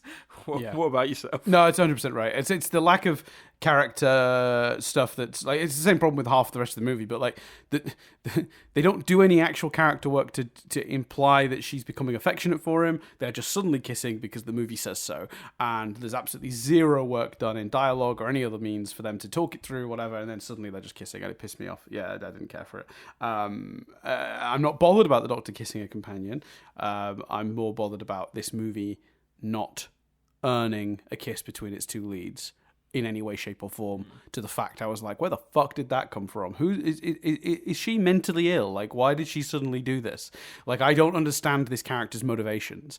Like, I could not fathom where in the world that came from. And look, I get it. Paul McGann's a handsome man, even with that haircut, But as you pointed out, Chris, she's just figured out he was a fucking alien 20 minutes ago. This seems premature. So yeah, I didn't care for it either, but not for the reasons other people. Because I removed from the Doctor Who of it all, it doesn't work. It just doesn't work within this script. Yeah, absolutely, it doesn't. You got what other notes you got, Dan? Oh, I got so many. Let me see. We might have covered most of them though. No, well, let me get. We've covered that. We've covered that. We've covered a lot of the big points, I think. Lazy, impersonal, intangible. Yeah, that's correct. Devoid of tension. We covered that. Okay. Oh yeah. The scene with the police officer, right? I don't understand that scene from a mechanical perspective, right? So he takes a gun from a police officer, and obviously the police officer puts his hands up because he's pointing the gun around and stuff. But then Grace takes the gun off the Doctor, and then the police officer's like, oh, I guess that's fine then. And takes it off him, and the police officer just sort of turns around. Like, oh, that's Grace has it now. Good. The problem is solved. Why? It's still in the hands of a civilian. I don't know why the police officer sort of turns around and like starts fiddling through his bike, like his hands go down. He's like, that crazy guy with long hair no longer has my gun. This random lady has it now, but that's fine, I guess. I don't understand what's happening in that scene at all. I don't understand the mechanics of it whatsoever. They're trying to. They want the Doctor racing through the streets of San Francisco on a police motorbike. They want that to be iconic. Do you know what I mean? You can feel that you can just feel that in the script. It's like, oh, this will be good in the trailer. And it's I don't know if there was a trailer or what that trailer looked like, but it's certainly not good in the movie, and it's certainly, like, as you've just described, gets there through clunky means at best. Yeah, the closest thing the whole movie has to like legitimate characterization I've remembered is when the Master is about to get sucked into the Eye of Harmony, the Doctor offers him a hand, which does tell us something about the Doctor as a person. So I'll give them that. They have one moment of characterization that I'd forgotten about that I just spotted in my notes. I don't care for the way with Grace's plot. At the end, they try to sort of talk it away with, like, apparently at the end of the movie, what we're supposed to have learned about Grace, right, is that she wants to know about her future. So he refuses to tell her. At the end of the movie, he goes to tell her about her future, and she refuses because now she knows who she is, which is really handy because I just spent an hour and 20 minutes with her and I haven't got a fucking clue. So I'm glad she knows. You know what though? I think the pieces of that one are there with more work. Like, you know what I mean? It's a relationship that she's clearly flawed. You can tell that by the way the doctors are like, oh, so he's leaving you, is he? And then she goes in, he's stolen all the stuff. He doesn't like he bitches about the fact that she's had to leave even though she's on call and a surgeon. So that makes sense. And then, you know, she goes on this mad, wild adventure, and maybe she realizes, hey, I don't need to be with that guy. He's a knob. Like, whatever. Like, I'm not saying they do it well. I'm not saying they do it at all, particularly. But what I'm saying is, I think that particular issue is one where, with not that much work, you could probably get there. Whereas some of the other stuff needs a lot more work than that. The Master, for example. The Master needs a lot more fucking work to make that an actual viable story and plot and character arc. I think the pieces, at least, are there for Grace's arc, but they're not executed on. Yeah, it's really funny because the same thing is arguably true about Lee, because he's like lied and manipulated to it. At the end, the Doctor appeals to his sense of like truth and honesty and like being a good person. He's like, do the right thing, but then the Master just fucking like breaks his neck or whatever, or puts him to sleep or knocks him out, whatever, and it's just, oh, that doesn't matter anymore, I guess. Like, the movie's just decided Lee isn't a factor, even though we've just spent 10 minutes with the Doctor trying to convince Lee to do the right thing. The Master's like, you know what, I don't need him anyway, click, and he's gone. And it's like, oh, well then what were we just doing? What was the point of any of those scenes? We just made him a non-entity. Cool. And I was about to be like, and also with Lee, let's not forget is he part of the gang? Or is he just... No, he's not part of a gang. He's being chased by a gang? Yeah, or is he part of the gang? I don't fucking know. We never find out. We literally never find out. All right. Let's do the Triv, Chris, because I'm done. I don't want to talk about this fucking movie anymore. I hated it. Let's triv it up. Did you? Let's triv it up. I'm going to give you some trivia. Yeah, let's just cover this. You've hidden it well. Yeah, I thought so. To be fair, did I catch you out at the beginning when I said, how did I phrase it? I can't remember. I think I said it was something like, and I was absolutely blown away with how shit this is. Was there a second there where you went, oh wow, Dan enjoyed this? Or were you expecting the turn? Did I telegraph it well enough? No, I was expecting the turn, but that's because that's a knowing you. I've been very close to you for over a decade. A decade of which we've spent talking about our opinions on shows and movies. So. Yeah, you must have been watching this going, God, Dan must be going out of his mind. Weirdly, I didn't. But what I'm beginning to learn is what I've learned about myself over the course of this podcast is I watched it as a Doctor Who episode. I think, do you know what I mean? Which is why I think I've kept going back to that well. I sort of didn't think too much at all when watching it, is what I've learned. Because like I say, I agree with everything you've said, but I wasn't as angry about it as, not that angry is too strong a word, obviously you're not genuinely. No. I mean, people who have listened to this podcast for a long time know that I like, sometimes when something is particularly bad, I sort of like dial up the anger in my phrasing and tone because it's fun to just sort of act like the movie, shot my cat or something.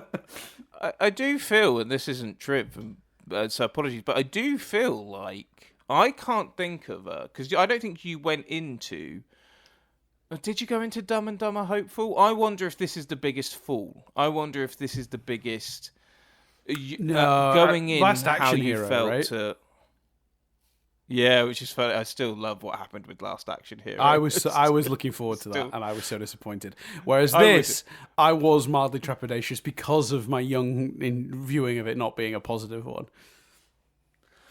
You would be so angry of all the movies we've reviewed on Rewind Reviews. You would be so angry at some of the movies I would I would put below Last Action Hero for if I had to rewatch a movie right now. What would I choose? Yeah. Oh no, I'm sure. I would watch Last Action Hero right now over Gremlins. that would upset you. Yeah, that does upset me. Over Especially because both Gremlins is a over fucking both Christmas Short movie. Circuits. I know. I'd watch it over both Short Circuits. I'd watch it over a lot of choices I'd made. I just happen to have picked choices you've made there. But like, yeah, I would. It would be so much. I think if we were both making that list, Last Action Hero would be the biggest point of difference on that list. It might be. I was so disappointed. Anyway, let's do the Doctor Who trip so we can get the fuck out of here and you know, bring in the new year in November for us. So. This all starts with Philip Siegel, who was born in the UK in the 60s and moved to the States around the age of 15, 16. So, I mean, we can sort of, looking at that time frame, he would have been a child through Doctor Who's early and golden years. He would have left the UK, 15, 16, sort of like as Doctor Who was at its peak.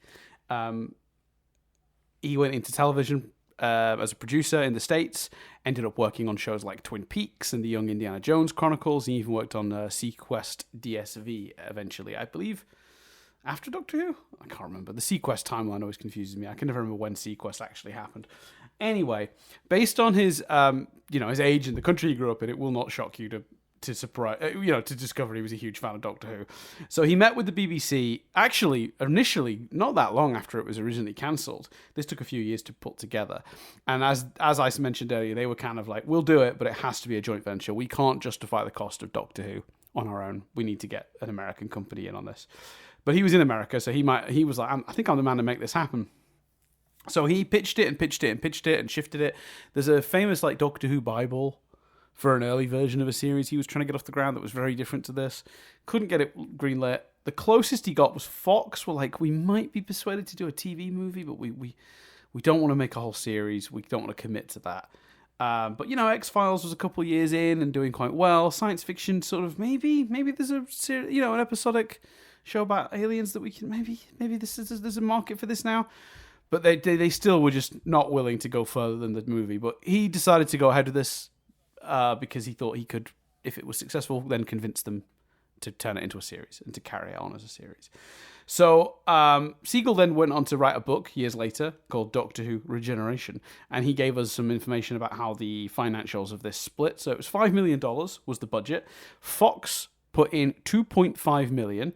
The BBC Television, the UK's public, government-run arm, they put in 300,000. Then there was 2.2 million spent between BBC Worldwide, which is the commercial arm of the BBC, and Universal Television. All these four parties came together to put this 5 million budget up. Now, the earliest drafts of the script were written by Siegel himself. He collaborated with a fellow English expatriate called Peter Wagg, who'd worked on Max Headroom. There was a point when Steven Spielberg was nearly involved through Amblin Entertainment, because obviously Philip Siegel, he'd worked on the Young Indiana Jones Chronicles and had an overall deal, I think, with Amblin, which is obviously Spielberg's shtick. So there was work, that, but Spielberg and Amblin got out real quick because the draft at the time was actually the Doctor in World War II battling Nazis, and they, finding artifacts, and Spielberg was like, this is way too close to Indiana Jones. So yeah, that's one of those things. Apparently, the American producers didn't tell the BBC that Spielberg and Amblin were no longer involved until after production was underway, because they didn't want the BBC to back out. That's funny. So ultimately, he brought on a guy called Matthew Jakins, who's a writer he'd worked with on Young Indiana Jones Chronicles, and he ultimately produced the script for this. For directors, this is going to sound like I'm being very disparaging about Jeffrey Sachs, the man who ultimately directed this piece, but I'm going to tell you who they were originally looking at, right? And I just want you to tell me if you think this is if maybe there was a potential choice to save some money here or not, okay? So, the original people they were looking at were Peter Weir, Joe Dante, Alan Parker, and Ridley Scott. Now, the guy that got the job, Jeffrey Sachs was a British director who'd worked on Bergerac, Birds of a Feather, and Spitting Image. Yeah, well, there's a lot of fucking. Don't dismiss the parallels between Alien and Birds of a Feather, Dan. For those who don't know, Birds of a Feather is a British sitcom from the 90s. Oh, 80s probably, right? Probably started in the 80s. They are. Look, I mean no offense. They are. They are different. They're different IMDb profiles, aren't they? If IMDb was a thing in 1995 or whenever these discussions were taking place.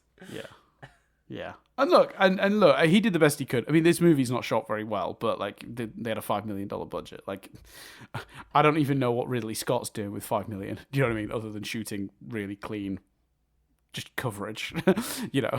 Maybe the action scenes might have been a little bit better, but without giving him more money, I don't know how good would the director have needed to be to make this not this. You know what I mean? And you know what? I'll say this as well. I don't know. I don't know how involved. I think directors are involved in this at different different amounts. Yes. So I can't speak to how much the director was involved in what I'm about to say. But I think the editing in this movie is shocking as well. Like the chase quote unquote sequence is badly edited and therefore feels really slow and pointless. And the madness at the end, like the cut between like the Master and the Doctor when they're, he's got that eye device on and all that Eye of Harmony shit and the cutting to the party and whatever. Like because I think in terms of effects, I don't think the Eye of Harmony stuff has particularly bad, like dated, sure, but I don't think the effects are particularly bad. But the editing of those sequences is horrendous. Is horrendous. So yeah, I think a lot of the fault has to lie at that door as well. And again, who knows how involved he was in that? But yeah, anyway. Yeah, and I think I in the world of television, it's different because we review these movies. Usually, they're movies. In the world of television, writer is king, or for director. Directors are kind of like job for hire guys. They come in, they get the footage, they get it in the can, they move on. They don't have a huge amount of creative influence on a TV show the way that the directors do in a movie situation. And he certainly wouldn't have had any involvement in the editing. That would have just been Fox's in-house guys, probably. But yeah, editing is also dreadful, 100%. So obviously, this won't surprise you. Fox and Universal Studios wanted a big name. They're like, if we're going to do this, we want a big name to play the Doctor. They wanted a rating success. They were putting 2.5 million in, Fox, and Universal Studios were putting potentially as much as $1 million in. So there's a lot of money on the line here. The top three choices, Chris, were Tom Hanks, Harrison Ford, and Jim Carrey. I mean, what is with these ambitions? These big Jim Carrey in 1996. Like, what is happening? Even Tom Hanks in 1996. Like, what movie did they think they were making? I don't understand. Ridley Scott directs Jim Carrey in Doctor Who the movie. Like, what? Well, it won't surprise you, Chris, to hear that all three of them turned it down. No, Dan, that doesn't surprise. Well, I'll tell you what would surprise me more if one of them didn't, but they went, nah, it's all right. We'll go in a different direction. Yeah, so Hanks is actually a fan of classic Doctor Who, and he turned down the role because he thought that an American doing the role wouldn't do the legacy any justice. Ford turned it down because he just didn't want to work in television. Carey had never seen a single episode of Doctor Who and turned it down because he felt that it would cause outrage amongst true fans if the role was given to someone who just didn't understand what the thing was. All very valid reasons, all a little bit PR-y, I feel like, because there's an element of it's TV and the $5 million budget. Like, do you know what I mean? Like, they were all a bit bigger than that at the time. Truthfully, like that's just the reality of it. Yeah, I agree. Although valid reasons also, I feel. I think all of the reasons given make sense to me. I think Harrison Ford's is the closest to being honest, though. He didn't want to do TV at the time. Fair enough. If he'd wanted to do TV at the time, he'd have been more of a part of the Young Indiana Jones Chronicles, wouldn't he? They'd have had wraparounds or something. Anyway, so the BBC had a different view on, like, you know, what to do. And look, I'm going to read this list, Chris. And these are not only one of the people I'm about to tell you actually auditioned for this, but considered on the BBC's end: Michael Crawford, Tim Curry, Eric Idle, Billy Connolly, Michael Palin, Robert Lindsay, and Jonathan Pryce. And just so I'm 100% sure, because I don't want to have accidentally, you know, that I have a habit in Triv of not hearing right. This is for the Doctor, yeah? And Correct. The previous names were for the Master. Yeah. Right. No, the previous names were for the Doctor. These are all for the Doctor. We are... Oh, Jim Carrey... Okay, right, fine. Robert Lindsay, I think, would have been an interesting choice. Well, let's be honest. They all would have been fucking interesting choices. But in terms of who I think could have, been of a similar thing to McGann. Yeah, Robert Lindsay, I think, strikes me amongst that name. I'd have been intrigued to see his take, and felt that there was viability in it. Like I say, I mean, did you say Eric Idle was on that list? Eric Idle, Billy Connolly, Michael Crawford, Tim Curry, Michael Palin, Jonathan Pryce. I'd want to see all of their takes, but in terms of like longevity and what it would need to be and moving forward, I'd lean towards Robert Lindsay. I think. What about you? Jonathan Pryce and Eric Idle struck me as being interesting options. Oh, Billy Connolly too, but no, only one of those people actually auditioned. Do you want to know which one? No, go on. Yeah, go on. It was Robert Lindsay. Robert Lindsay was the one who actually went in and auditioned. Of the wish list. I think if you're comparing to McGann, he's a comparable name for the time. In fact, I would argue McGann is probably the bigger name for the time because of obviously Whitnell and I. But fair play. Yeah, that doesn't surprise me. So casting took place in 1994, and besides Lindsay, there were other actors that we now know auditioned for the role. Liam Cunningham, who people will know from like Game of Thrones and stuff. Paul McGann's younger brother, Mark McGann, auditioned also. John Sessions, Anthony Head, Tony Slattery, and Tim McInnery, who I'm actually not too familiar with. He was, I think he was Captain Darling in Blackadder Goes Forth. Yeah, yes, he was. Looks that way, yes. Now, what's interesting about that list, right? Obviously, Anthony Head would have been a good, interesting choice. John Cunningham was also a good, interesting choice. But a lot of these actors actually did end up appearing in Doctor Who, it turns out. So Anthony Head got to be in Series 2 of The Revival, in School Reunion. Tim McInnery was a guest on Planet of the Huge. Liam Cunningham appeared as Captain Zukov in Cold War. And John Sessions appeared as the voice of the computer Gus in Mummy on the Orient Express. So many of these actors found their way back into Doctor Who in the end in small and large ways. Now, this is where I'm going to blow your mind, Chris. Hit me. Two actors were invited to audition but declined.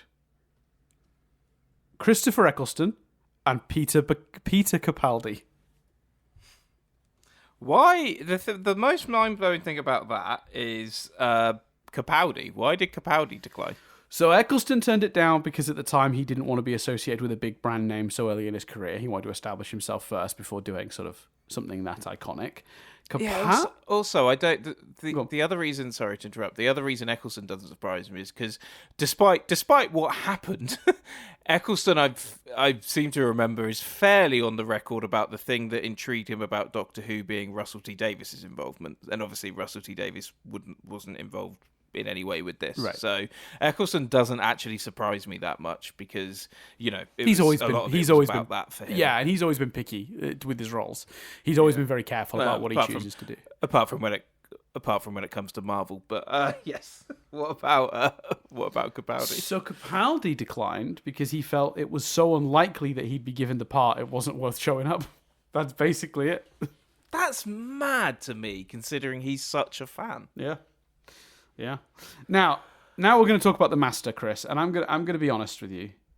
This is the largest list of possible actors we've ever had on this show. Mm-hmm.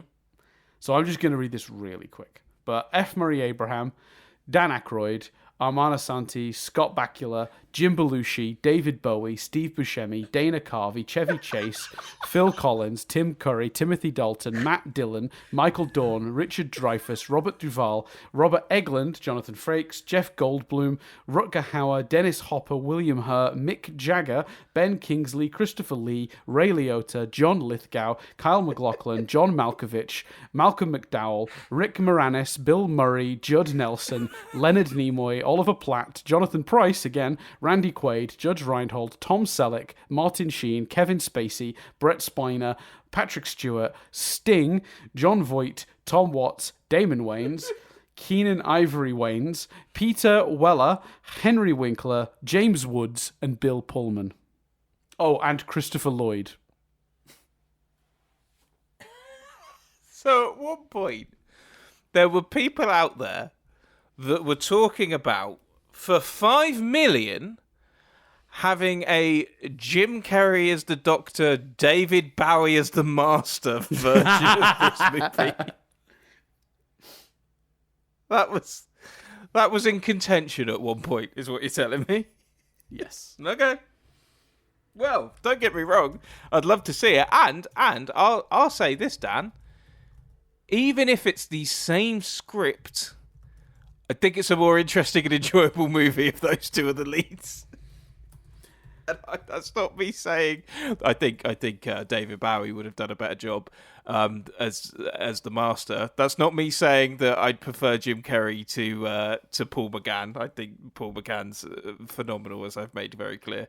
But fucking, I'd love to see it. If it's this script, yeah, give me Jim Carrey and David Bowie doing it. Why not? Yeah, I would agree. You know something funny, though? They were really keen on Christopher Lloyd. Really keen. And Universal were the ones who said no once they saw... Because they reached out to him and his people, and they got an offer. You know, for how much would they want for Christopher Lloyd to do the movie. And they thought it was too much money. Universal thought the cost was too much for Christopher Lloyd. So they switched and ended up with Eric Roberts. But once he actually negotiated his fee, he ended up being paid more than they would have paid for Lloyd. So they could have had Christopher Lloyd for less money. This is mad.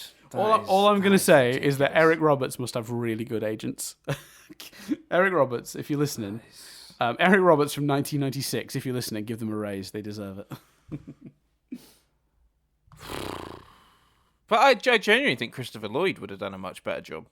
Yeah, I agree. Again, same script, all of it. Mm-hmm. Like This is exactly why I feel like it's not completely unreasonable to put some of this at Eric Roberts' feet, because I feel like he didn't do anything with what he had, whereas I feel like a Lloyd would have done, at least made some interesting choices. I think that point was more about, I think it's unfair that the discrepancy between what McGann is praised for and what Eric Roberts is criticised for. Like, the imbalance between those two things, I don't think is quite fair. Yeah, that's fair. Totally fair. Let's quickly cover this thing. There was a point when they wanted to use Ace as the companion. BBC vetoed this for obvious reasons. Because, I mean, they didn't want the show to be associated with its last few poorly rated, poorly received seasons. They were very reluctant to let them do Sylvester McCoy, but I guess acquiesced to the notion that, yeah, you continuity-wise, Sylvester McCoy is the Doctor. We do kind of need to see him become the new Doctor, as is tradition. So they gave in to that, but they certainly weren't going to let him have Sophie Aldred back as Ace, which is, I think, a shame, because I would have enjoyed seeing Ace in this movie. But that's maybe for accessibility for a new American audience. I think it's probably the right choice, to be honest with you, just from a storytelling and script perspective. As much as it would have been fun to start the movie with Ace and McCoy's seventh Doctor together, because that's how the series had ended. So, like, yeah, it would have been nice, but it was vetoed. Now, interestingly, considered for the companion role, but not actively. I don't think any of them actively ended up auditioning, but they did think about Kylie Minogue and Sophie Lawrence and Sam Brown. None of those actually ended up happening, but they got much closer with Helen Slater, Supergirl, original early days Supergirl, Helen Hunt, and Carrie-Anne Moss. They were all considered for the role of Grace. Carrie-Anne Moss is a potentially interesting choice, but truthfully, I don't know if you're going to get more out of the character of Grace than Daphne Ashbrook got out of the character of Grace in this. The character's so poorly written. I don't know how good the actor would have to be to get more out of that than Daphne Ashbrook got. To be honest with you.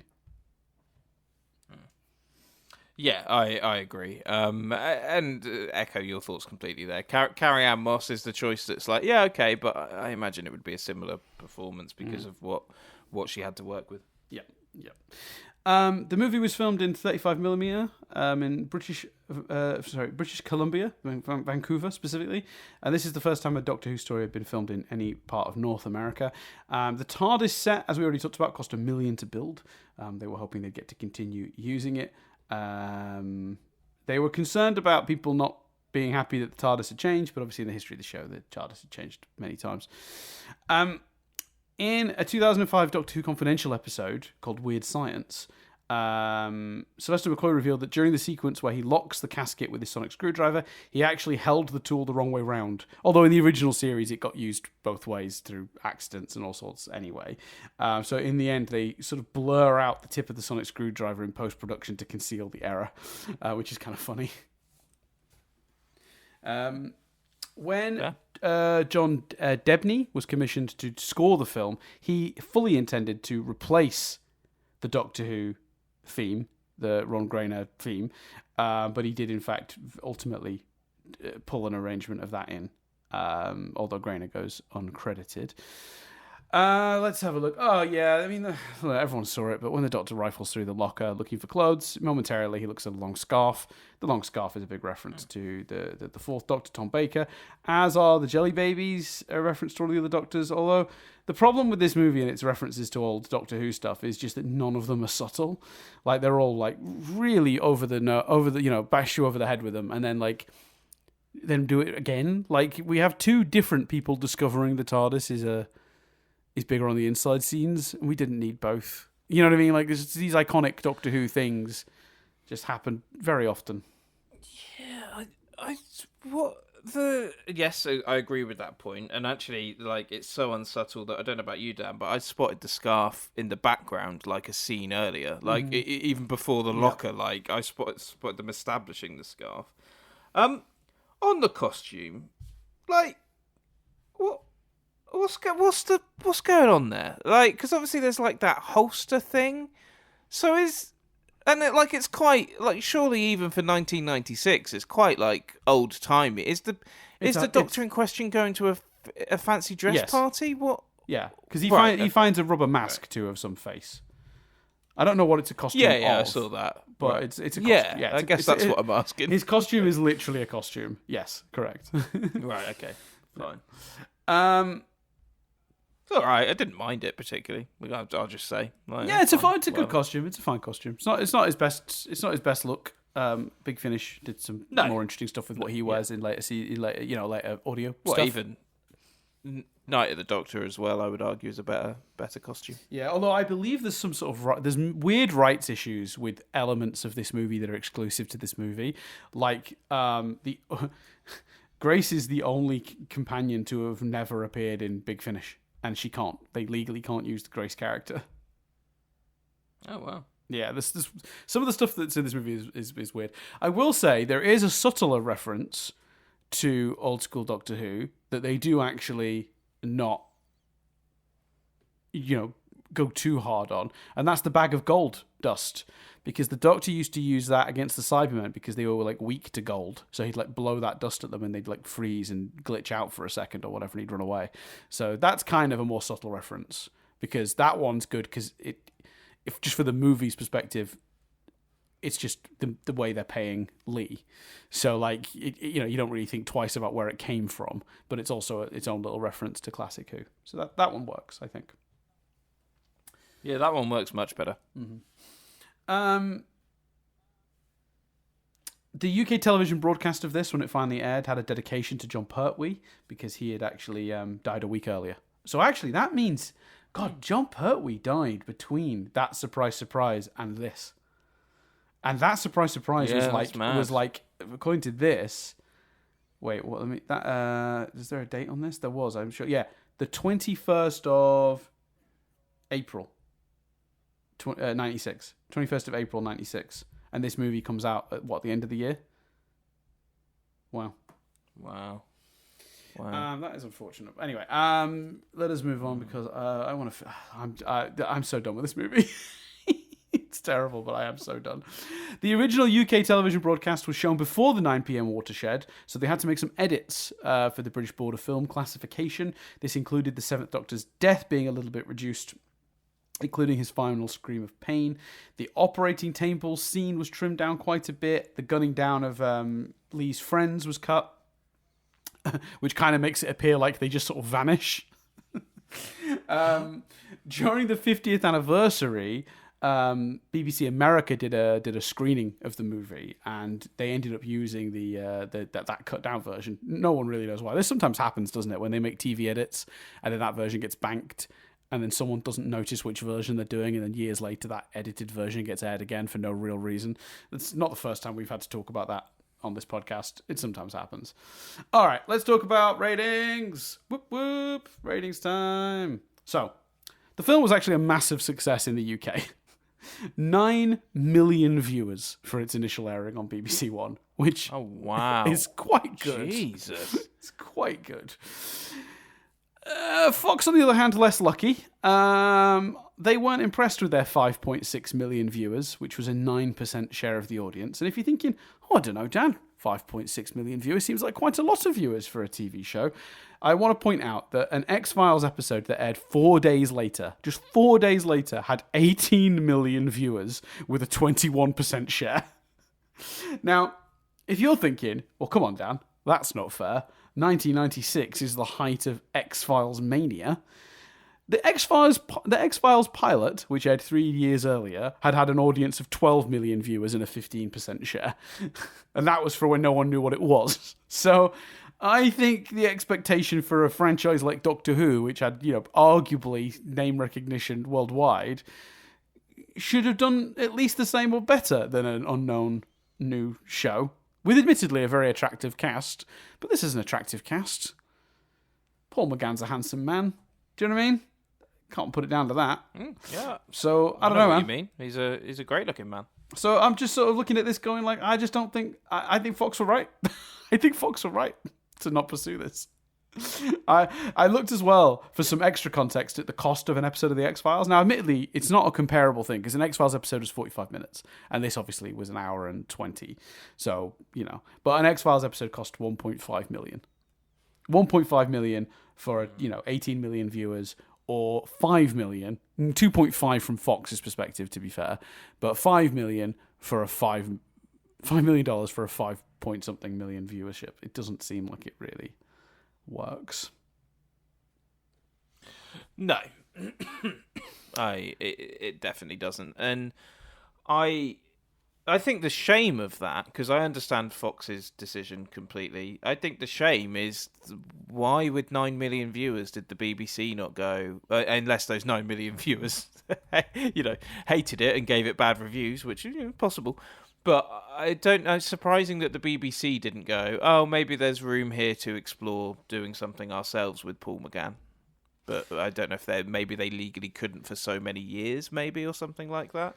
My assumption is they had the licensing, and I think they could have. I suspect it's just the reason they didn't want to do it without the other involvement in the first place. It was too expensive. The BBC. Keep in mind, the BBC, as in British BBC, contributed just 300,000 to that production cost.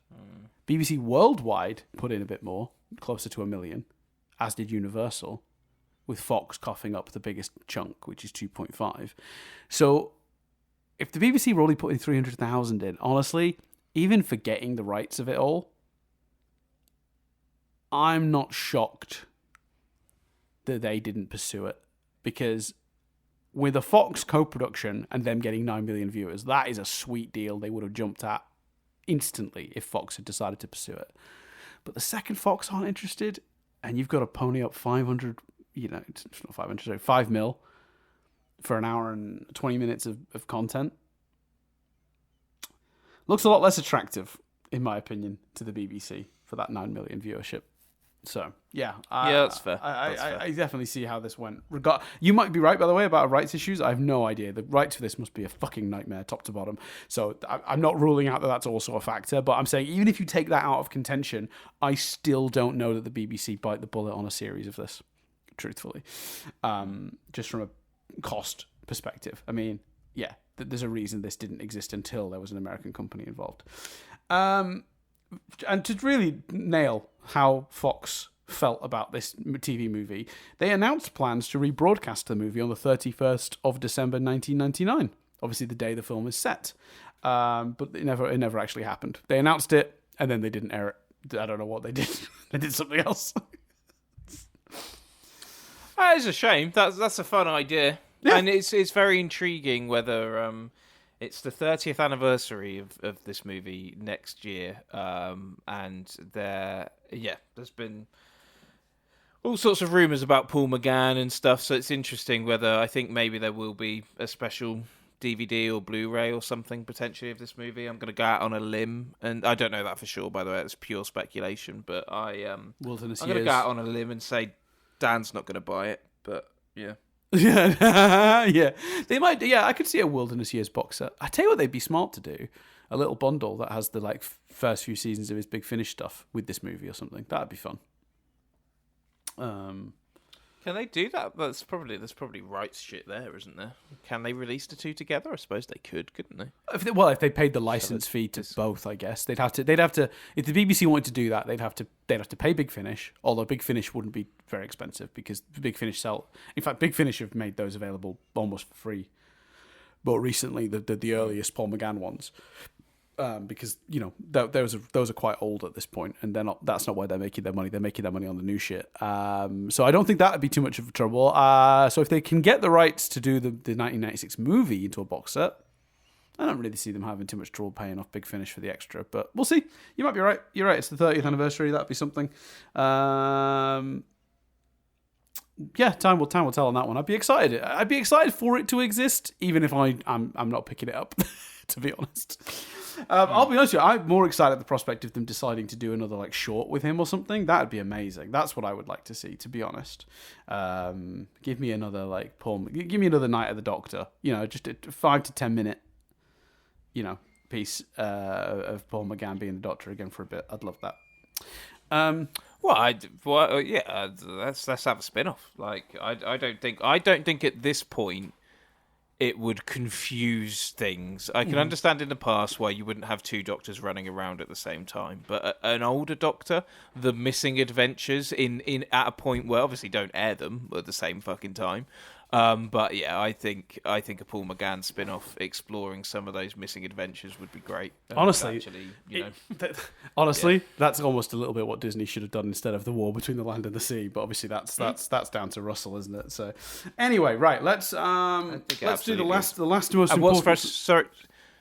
Sorry to interrupt you, but what's frustrating about that is in the past, before he was involved in it, Russell T Davies said that. Russell T Davies said, why is Doctor Who not the MCU? Why is there not a spin-off series with Paul McGann?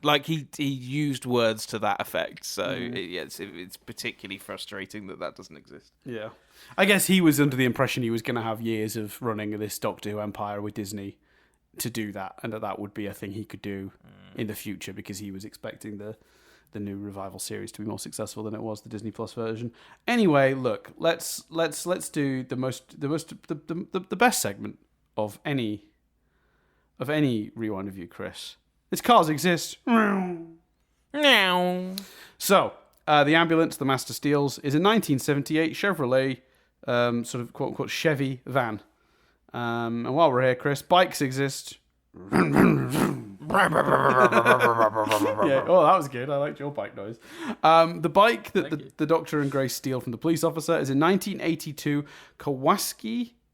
Oh, Kawasaki. I'm a fucking idiot. Kawasaki KZ 1000P.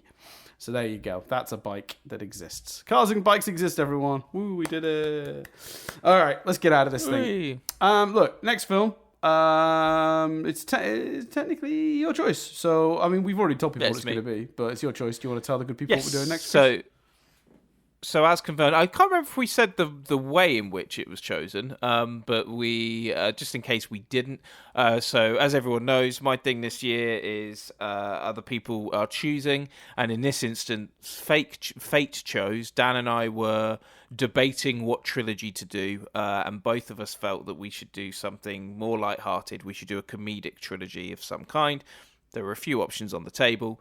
And then I was scrolling through Instagram one day and saw a clip of a movie and thought, couldn't remember the clip, couldn't recognize the clip. And I went, whatever movie this is, I want to review it at some point for Rewind Reviews.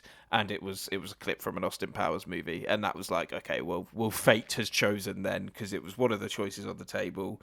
We're doing Austin Powers. And I sent Dan a message. I sent the clip and I said, it's decided, it's Austin Powers. So if he agreed, which he did with that logic. So we are starting the Austin Powers trilogy with Austin Powers International Man of Mystery. Yep, that's the next one. And then it's down for me Dan, to choose whether we continue this trilogy. Now. I'm kidding. Yeah. I'm not going to play that joke. Of course, I'm going to choose The Spy Who Shagged Me. Now, obviously we'll do full histories next week, and this isn't a tease for a big history or anything. It's not much more than this sentence, but I will say, Austin Powers International Man of Mystery is not the first Austin Powers movie I saw. Yeah, I had a feeling you might. I had a feeling it was it Spy Who Shagged Me? Yeah, it was. Yeah, I think that's a lot of people, the beginning of a lot of people are a specific age. That's odd. True, because obviously. We weren't old enough to watch International Man. Now I happened to, because I got away with watching a lot of stuff that was inappropriate for me. But a lot of my friends hadn't seen it, and when Spy Who Shagged Me came out, that was my friends were just getting old enough to sort of see a movie like that. So that was, or were they? Maybe they weren't. Maybe even that one was probably too young. Actually, thinking about the age, I'm gonna double check that. Yeah, let's have a look. Austin Powers. So I put Spy Who Shagged Me into Google, and it tried to complete it with actress. That's a lot of people whose sexual awakenings were Heather Graham in that movie, clearly trying to figure out who. Yeah, so I was 10 and you were 11, so yeah, arguably still too young to be watching But to be fair, I'd still say old enough to be in the position where you might be interested in a movie like that. And I remember them promoting it on kids' TV, and that was I'll tell that story when we get to that one in 2 weeks' time. But I remember them promoting that movie and having a real struggle because they couldn't say the name of the movie. Yeah, and it's so funny, isn't it? Because it was obviously still a success, and that particular thing has been, Cop Out is a famous example of you can't call the movie A Couple of Dicks, which was the original title, because we just won't be able to promote it. But The Spy Who Shagged Me, roaring success. So, yeah, but I think there's an argument to be made there, though, that because that word isn't really used as shagged is a very British word, so to us that's more it's a more raunchy word than it is to an American who just think it's a weird made up British word. And even then, shagged is an interesting word because it's context. So, for example, someone in a work meeting could not get away with saying, "Oh yeah, I shagged them last night." But what they could get away with saying probably is, "Oh, I'm exhausted. I'm so shagged." Like, do you know what I mean? It's a word that has dual meaning, and yeah. Yeah, I mean, I wouldn't. Maybe you could get away with that. Now I've said that sentence but not only because it doesn't really work, because that meaning doesn't really exist. You'd get away with it, but everyone would be like, "Do you mean knackered? Do you mean tired?" Like, the people would be questioning the choice of word, not is it a humble brag? You've been having a lot of sex? Like, Yeah. what's happening here? Anyway, look, we're going to do that next week. So thanks everyone for listening. Come back then. If you're Have a lot of sex or watch Austin Powers? a little from column A, a little from column B, depending on your situation. No, I meant with each other. Was my interpretation of that. Depending on your situation, Chris. Yes. I'll book a flight. Oh, your situation is wealthy enough to come to me. Very good. No, not at all. I guess not then. I told you it was situational. Anyway, look. If you want to hear that right now, you can by heading over to patreon.com/nothingbutstatic, where you can listen to our episodes 1 week ahead of their usual release. Yes, if you want to hear us discuss Austin Powers, the International Man of Mystery, at this exact moment, you are welcome to do so for as little as $1 a month. But of course, you don't have to support us financially. There are tons of ways you can support us. You can just sort of keep listening. You can tell a friend, or you can find us on whichever platform you use for podcasts or video, YouTube, whatever, and just like us, interact with us, leave a comment, heart, star, review, whatever options your platform of choice gives you to interact with us will tell the algorithm you enjoyed it and make it more likely to share it with others. That is a great way you can help us. But I will emphasize, you don't have to do anything other than just, we'd appreciate if you keep listening. But even that, you don't have to do that either. You hated this discussion? Oh, let me tell you, there are so many great podcasts. You can just switch this one right off and go listen to a better one. That's okay too. But yeah, thanks everyone. And as we can't stress enough, we're okay with that. And that's not bitterness. That's not, well, if you're not going to listen to it's just, if you're not bothered, it's fine. Don't worry about it. It's all Absolutely. good. Absolutely. So with all that in mind, everyone, we will see you in a week's time for more of this sort of nonsense. But we're gonna tackle Mike Myers. Have we tackled a Mike Myers movie before? Oh, we've done Wayne's World. I was gonna say, is this our first trip into the Mike Myers-verse? But it's not. It's our second. Because of Wayne's World. Wayne's World. Mm-hmm. So I'm still laughing at that attitude because someone might listen about the podcast because someone might listen to that as and view it as a we don't need you. And you know what? That is right. But it's we don't need you in the sense of we make nothing from this. So we don't need you because whether you're listening or not, we're still just burning our own money. So yeah, but it's also just been like for 10 years. Yeah, but it's also just like a call to just put something you don't like down. Like if you're not enjoying something, like totally. why? Like don't Totally. don't be angry about it. Just watch something else. Like that's why I was like, there are lots of other great podcasts I could recommend some because it's more just like. Yeah, do that.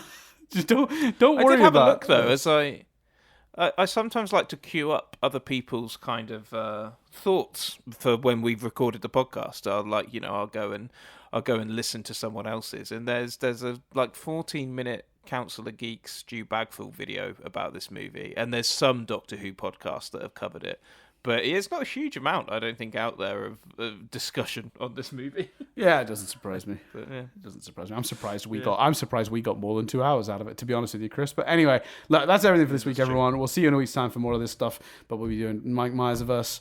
I hand over to Chris because Chris ends this thing. My name's Chris Billingham. My name's Dan Doolan. And this review has been rewound.